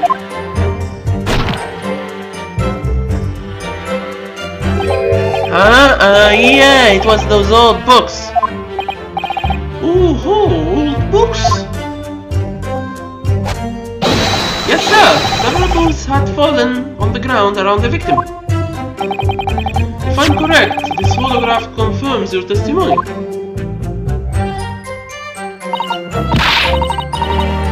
Totally. When that evil Japanese guy did the deed, he dropped them. You still haven't proven that it was the defendant that you saw. But we saw him. There is no way that it wasn't him. Oh, hold on. Are you sure? Okay. Isn't the defendant... the defendant, not the victim. Oops, sorry, my mistake. He said the defendant, not the victim. My mistake. Look at that mustache! That sad hunched back! That sunken face! Everything matches! I'm pretty sure he's just throwing insults around at this point. Yep. He looked down at the poor victim with the most horrifying expression. Suddenly he threw the books everywhere and ran off. Really? This is bad. It doesn't look like she's lying. There's not a shred of doubt in this testimony. It's no surprise coming from a police couple. Go on, continue your testimony. Sir!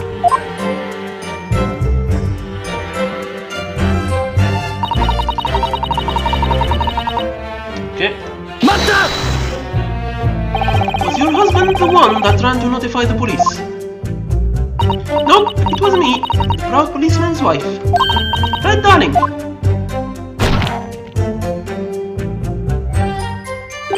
Huh? Oh, yeah, I asked her to do it. My shift may have been over for the day, but as a policeman at heart, I still have a duty to watch over the crime scene. Indeed, preservation of the crime scenes is an important part of a policeman's duty. So instead, I had Rolla go for me. She notified the police in charge of that district. Sorry, what do you mean by district? Depending on where a crime scene takes place, the investigation is assigned to a certain district. The footpath that the victim was on wasn't part of my beat. So I told my beloved Rolla where to find the police box so she could get a policeman. I ran as fast as I could to the police box and got the attention of the police there. You could call this our loving teamwork. And thanks to your teamwork, the case was resolved quickly. You are exemplary citizens. Oh, you're making me blush. Right, darling?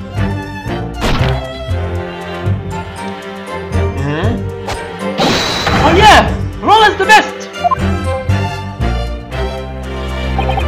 Just keep testifying, please.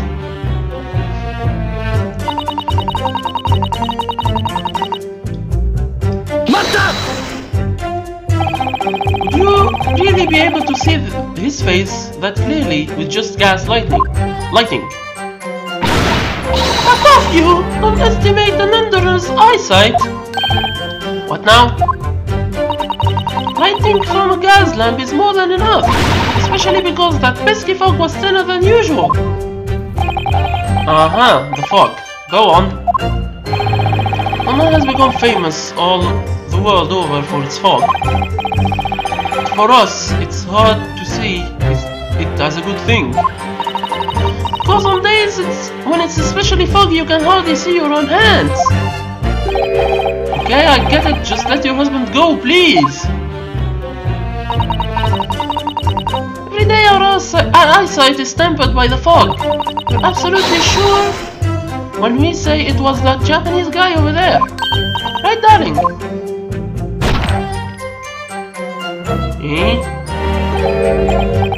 Yeah, it was definitely the defendant. Wow, I guessed the first reaction.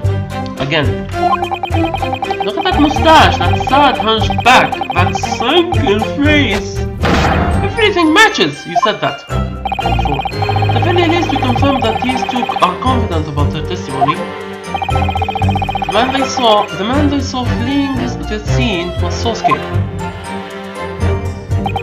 Is that all that they have to say? How are you feeling, Naruto? My first impression of hearing this testimony is bad. With the way that they testified, I'm not sure that we have much room to argue. There's little doubt that they really did witness Sosuke fleeing the scene. I have the same thoughts. But even if they did, what does that mean for us? I suspect the jury would gladly vote guilty if that were the case. No way! What am I supposed to do in here? At a time like this, Kazuma, what would Asuki do? I think you will search for contradictions in the final parts of the testimony. So yes, I need to press them again. Yeah. What final parts? If we keep questioning them about Sosuke, things will only get worse. Instead, we want to search for any possible contradictions in their testimony. Bring those contradictions in light, it will show that their memory is unreliable. Wow. The only way forward is to find some sort of contradiction in this testimony. Otherwise, it's very likely that the trial will be ending early today. This is getting intense. Okay, which testimony I want to review? Excuse me, Mr. Attorney, could I ask you something? Oh, she's speaking. Okay. Yes, ma'am? What is it? You've been badgering us about all these little details. And I bet you think we're liars, don't you? That's nice. That's cute, actually. What? No way! I swear I don't. I'm a policeman's wife, and I'm telling you, I saw everything. For example, hey, you know those 20 old books at the crime scene? I remember every single one of the names of those books. Oh, here it is. Let's see if your memory is good, girl. You're just going to apprehend me anyway? Now there is no need to yell. Yes, there is. Stupid Asian doesn't know what this wife is capable of. Even if I let it pass, Pat would take him down in an instant. Look, I'm sorry, just let him go, please. Our brave witness is permitted to add this statement to her testimony. Now, will that please you, madam? Yeah, let me say it over and over. Right, darling?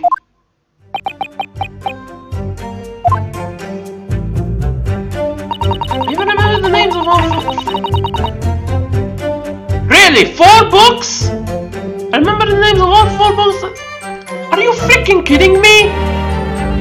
I'm going to press her first then I'm going to destroy her. You're right about the old books scattered around the scene. Of course, these are the books that Sosuke and Natsume bought at the used bookshop. After I got back from calling the police to the scene, I was really scared. But I made sure to investigate the scene. As a policeman's wife, I had to investigate in his place. In his place? Where was Pat at the time? He was face down in the stove, dead asleep. I guess he was really tired.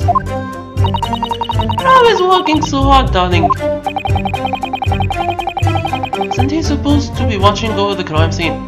No, okay, my theory still stands. She has to be the constable. She has to be either the constable or an undercover agent.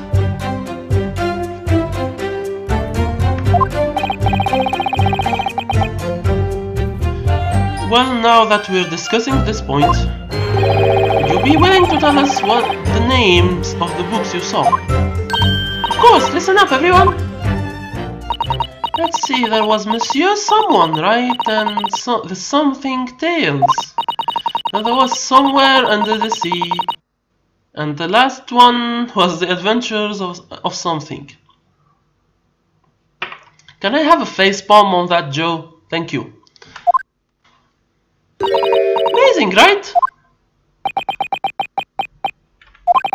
Well, I guess that was an amazing amount of vague wording. It was close enough.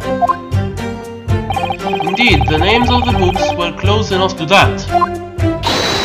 See? Look, I'm right. But you were just going to throttle me and say, nope, ma'am, not trustworthy. Right, darling? How does this make you feel? Anyone who bullies Rolla is going to get a face full of lead, got it? Oh my god, he got a gun. And he goes back to sleep. He seems so peaceful in his sleep. His threat wasn't at all that peaceful. Okay, let's bypass this.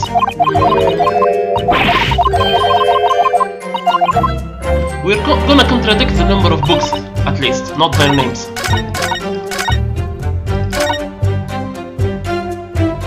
Let's present details, the crime photo. Can you tell me more about these 4 books that had fallen at the crime scene? Of course, I totally remember them. Somewhere Under the Sea, Monsieur Someone, Something Tales, and The Adventure of Something. It really does pain me to say this, but there is a major issue with your testimony. What? There should have only been 3 books on the scene at the scene of the crime. Huh? Take a look at this photo of the crime scene. As you can tell, there are only 3 books in the picture. What? No, no way!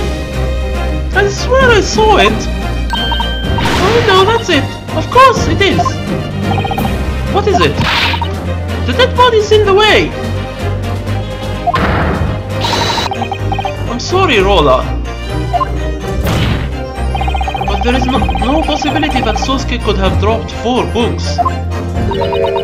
What? This is interesting. If you're sure about it, then you must have some sort of proof, right? You want proof? You've got it. The court orders you to present your evidence. What evidence proves that the defendant didn't drop 4 books? Well, this is easy. Obviously, it's this receipt. At the Tales Book Emporium. The details of what Sosuke bought at the bookshop are recorded on the receipt. As you can see, only 3 books are listed. No way! There's no way Sosuke could have dropped 4 books when he was only holding 3. This calls into question the accuracy of what the witness saw.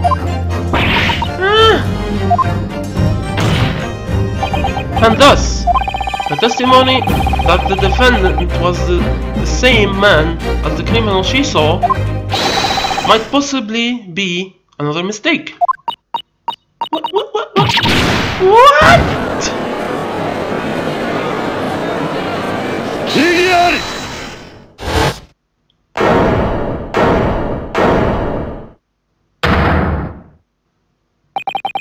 I must say, the most disappointing one among us is you, Japanese boy.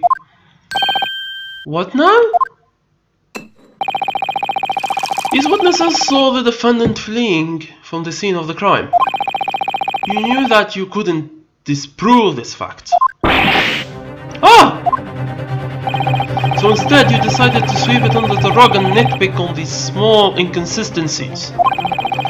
Is that about right? How can he see right through me?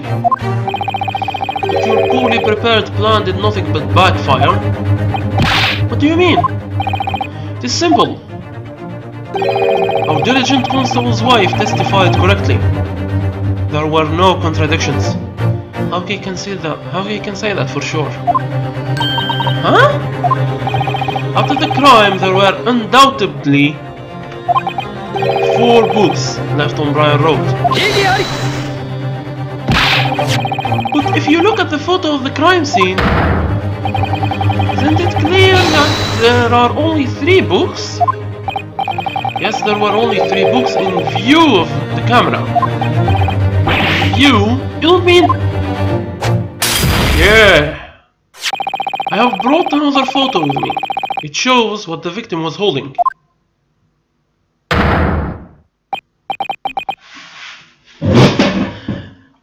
I'm sorry, I have to stand up and lift my head. And, flip my head. Okay. It says The Adventure of the Lion's Mane. Hold on. It's not in the book list of Sosuke. Okay, we have to note that. That's the 4th book. As you can clearly see, the last book is hidden behind the victim's body. No! It can't be!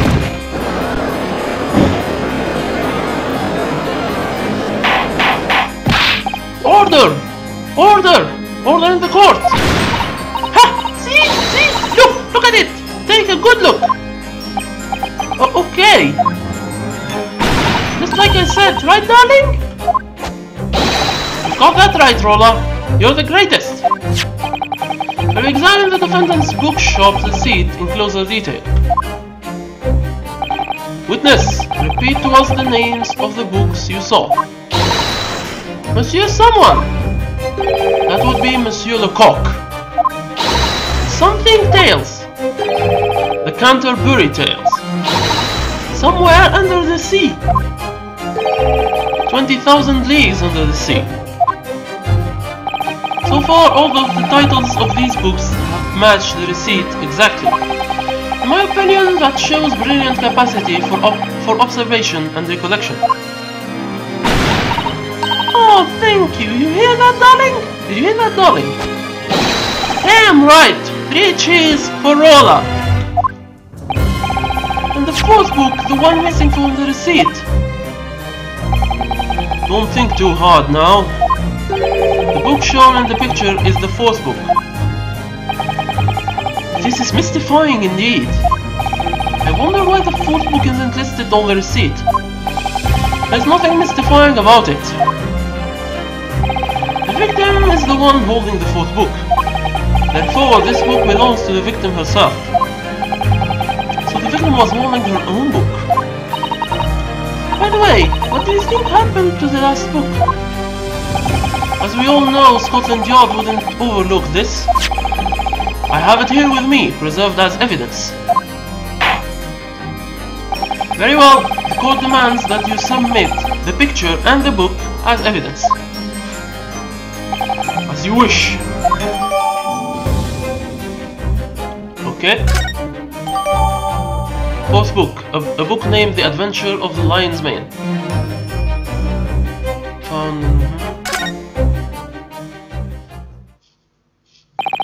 That is all. Hold on, Van Zieks. The photograph is fine, I think. Yeah, it's clearly fine. However, the book. I need this book. Whoa, what's this? My, look! Look at this, what a terrible burn! Oh! And this is where everything would relate. Everything would relate to this. You remembered what was burned last episode, Joe? Wow, it must be unreadable at this state, especially the latter half of it. Such a shame for this to happen to a good book. On further examination, it seems that the burn was rather recent. The book was burned recently, huh? Something about this bothers me. Let's examine. Let's try to open it, probably.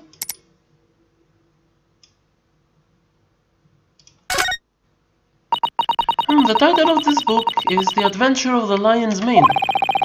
I really don't know a single British literary work, so naturally I've never heard of a title like... Oh? The Adventure of the Lion's Mane? What's this feeling? I'm pretty sure I've heard that name recently. Yeah. I remember now. That soldier, John, he was reading this book. I have the same feeling. Okay, let's continue. The prosecution has no further evidence. How can this be? This was the obvious outcome, Japanese boy. You've tried so hard to put up every scrap of feeble resistance you could muster. Your closing argument concluded with a red herring possibility of him taking the long way. And your cross-examination concluded with worthless doubts about the witness's memory. But in the end, maybe he's right. Yep, we only told the truth of what we saw. Nothing but the truth. Right, darling? Yeah, Rolla. Marry me, Rolla. You're already married. Not only his knuckle or lipstick, but he has Alzheimer too. Come on! You're too young to have Alzheimer. You're 23 for God's sake, man.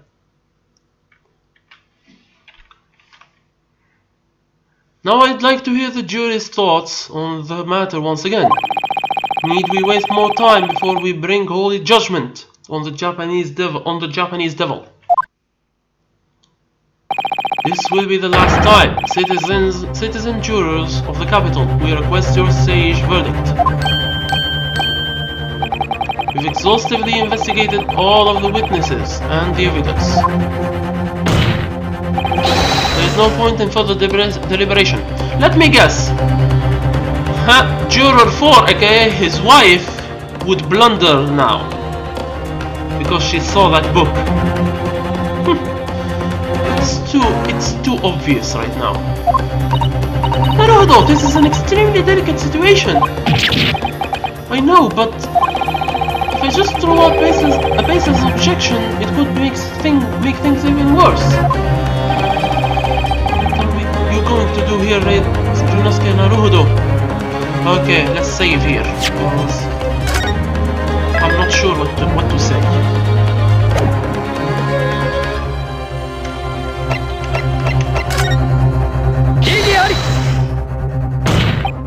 Hold it, please! It's too late, attorney. This cross-examination was your last chance at a rebuttal. Now that it has ended, the discussion of the evidence has been concluded as well. It may be, but it can't do it. The right words just won't come out. May I have a word with you, prosecutor? I believe it's a little rash to say that we've finished going over everything. I shouldn't be surprised considering you come from a lawless oriental land. But at this point of the trial, a legal assistant should know not to open her mouth.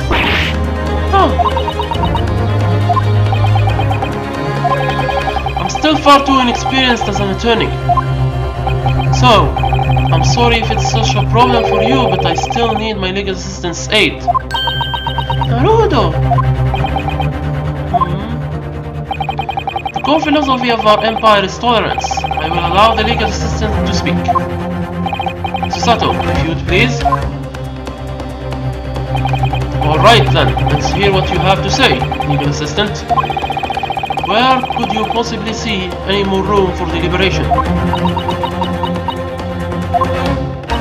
Actually, new evidence was submitted at the end of the last cross-examination.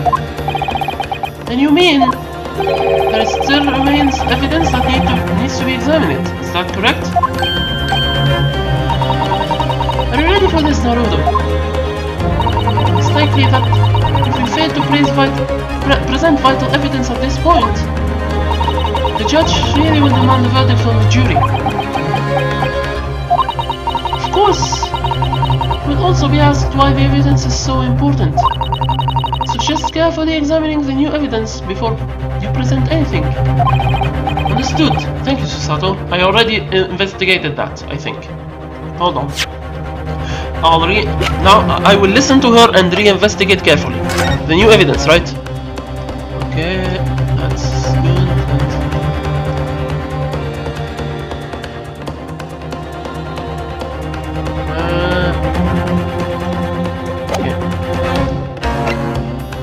Okay, let's re-examine the fourth book again. Underline.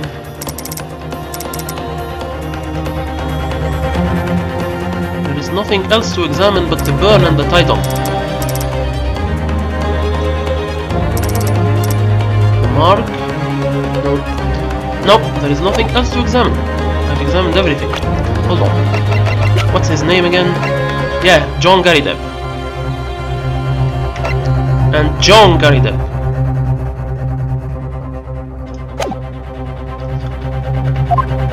Susato gave me this final chance. I can't let it go to waste. The defense is prepared to present evidence. Very well. The court will allow the defense to present one final piece of evidence. Which piece of evidence holds a vital yet dormant clue that has yet to be investigated? The book, of course.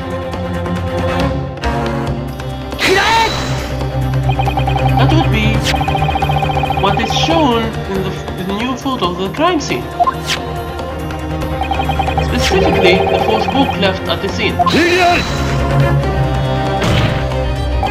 I do believe that we've already reached a conclusion regarding this book. It's clear that it is unrelated to the incident beyond being in the victim's possession. There's absolutely no need to look into this book any further. Huh? The court does agree with the prosecution on this matter. However, the defense made a certain claim earlier. He said that there is a clue dormant within this piece of evidence. The court requests that you show this clue, watch this clue. Are you prepared, attorney? Well, of course! Naruto! The prosecution is desperately trying to avoid further investigation of this book. Wow, Susato noticed it too. Yeah, why is Van Zieks avoiding this? Yeah. I think that this means you're moving along the right path. Okay, understood. Attorney, the court orders you to show us this new clue. What vital clue is left on the fourth book? Let's do this. It's really been scorched. It's bad enough that I don't even want to read it. This is new. You're right, it's such an awful shame. But upon further examination, I believe the burn was rather recent. The book was burned recently, huh? Something about this bothers me. Yeah, bothers me. Would you allow me to show you the back of the book? The back? Oh, it's been burnt to a crisp. The book is in an awful condition. I have to wonder why the victim would bother carrying such an unreadable book. It's definitely unnatural, don't you think?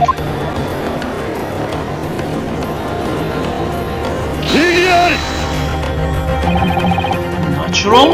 What about it, Japanese boy? Huh?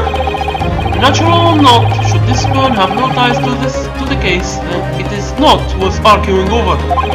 However, you mean to assert that the burn on this book is a clue. And what truth is this clue supposed to lead us to? Burned book. Actually, there is one possibility that comes to mind. It's a far-fetched possibility, but I have to run with it. Alright, the defense is prepared to share its thoughts. Now the court must ask you to present one more answer, attorney. What is the truth to be gleaned from the burn marks on this book? Save.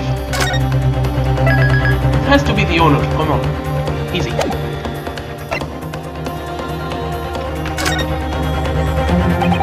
One reasonable truth to be gleaned from the burns on this book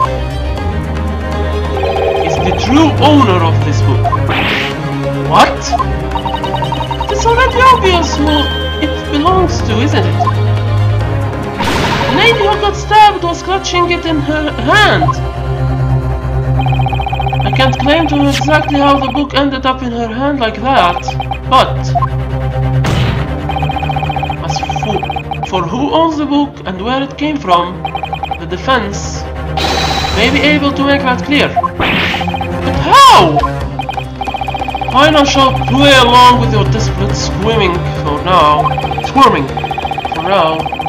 But remember that squirming might lead you to an unfavorable verdict. Attorney, your answer to the following question might change the direction of this trial. Who is the true owner of this mercilessly scorched book? Mr. Garida. That would be the landlords of Mr. Natsumi's flat. The Garida family! The landlords? The landlords? That was a bad voice. That was a bad shock voice for him. The landlords? Yeah, that's better. I don't know if it's a wild coincidence or if it was fate.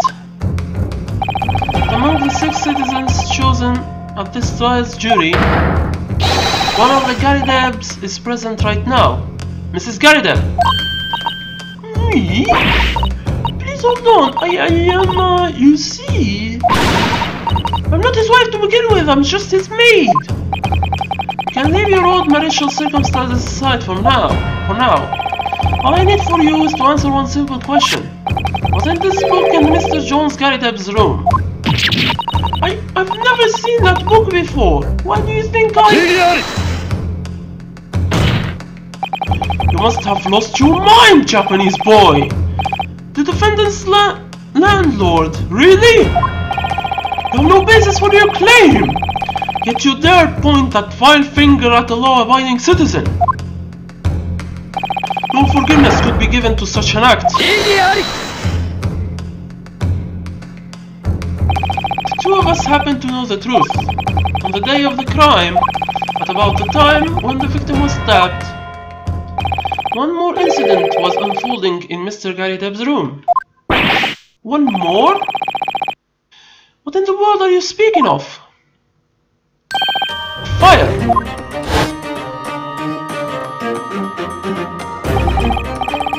Indeed, the whole fiasco happened in the blink of an eye. The moment the flames flared up, the whole room was engulfed in thick smoke. Fortunately, it wasn't long before the fire spread to the furniture. I ended up losing the adventure of the lion's mane, and I was just getting to the good part. The Adventure of the Lion's Mane? It's the same name as the book we have here. Ah! Balderdash! All it means is that two books of the same name had been burned. Burnt! The book was likely lost in the fire anyway. There's no possible way that it could have been moved to the crime scene. Just so you know, the cause of the fire was apparently a fight between the Garidebs. I'll leave out the details, but the wife was absolutely furious. Even as the flames raged around them, she kept attacking Mr. Garideb. Wow, I could never imagine that. Right, darling? You hear all that? Roma is as pacifist as they get. Pacifistic as they get. What's this? Oh. That was a very long white screen. I thought I crashed. All of my favorite old books were lined up on that bookshelf, but now they've been swallowed by the flames, burnt to a crisp, just like that. To add insult to injury, my very own wife threw those books at me in her fury. Yeah, one of the books. I think my theory is that the book, The Adventures of the Lion Mane, flew out of the window at that time. She drove me back up to the window, assaulting me with burning books. She threw the book towards the window, then... Oh, it can't be! The book flew through the window towards the crime scene. Nice, Judge. Good job. On that night, I briefly investigated the nearby homes in hopes of gaining information. I was not informed that Mr. Garideb's window had been broken. Right, and when we visited, the glass was intact. At the time, the window might have been open. It was not. The crime took place on a winter night that would freeze any man to the bone.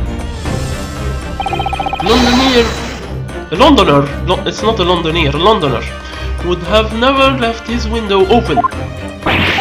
Well... Are you making an earnest assertion, attorney? Do you claim that this book was burnt and thrown out of the home by an angry wife? I believe it's possible.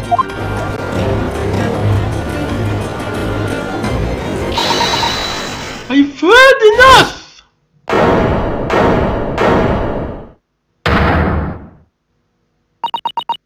Now you will see, right?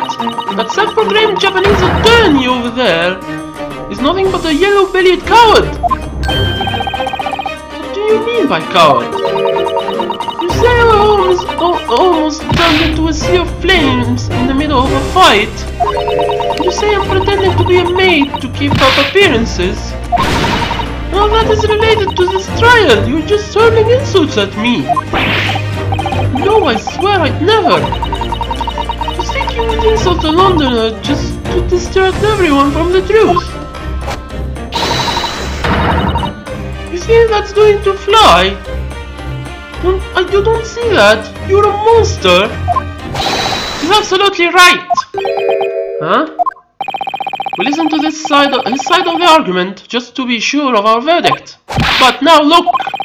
There's only one person who could stab the victim in the back. It was the man who ran away from the scene, that mustachioed little man. It does seem to be that way. It's the truth. Yeah, you've got it. Sure as hell. Huh? What was that?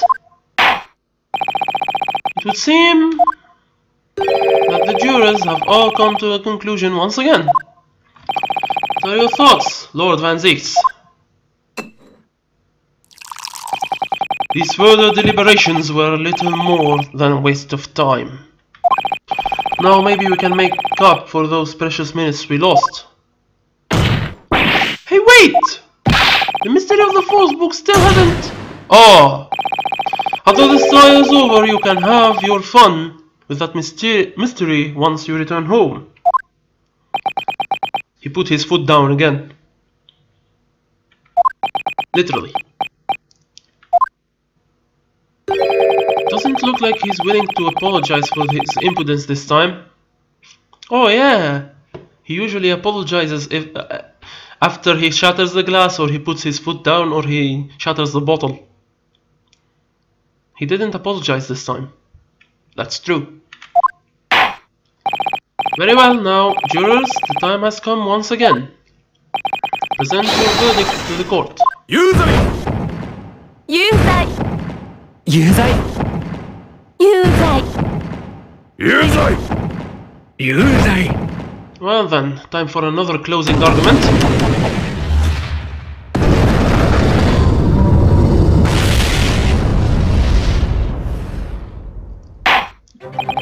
The jury has certainly made its verdict clear. Another guilty verdict, and this time...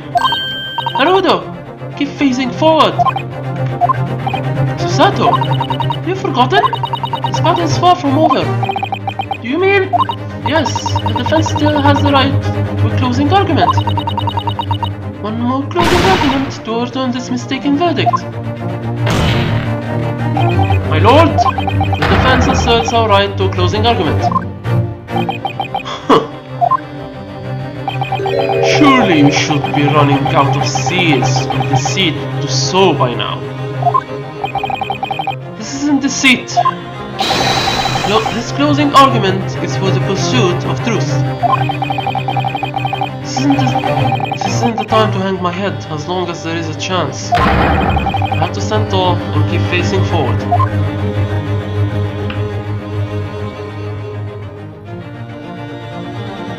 To be continued, huh?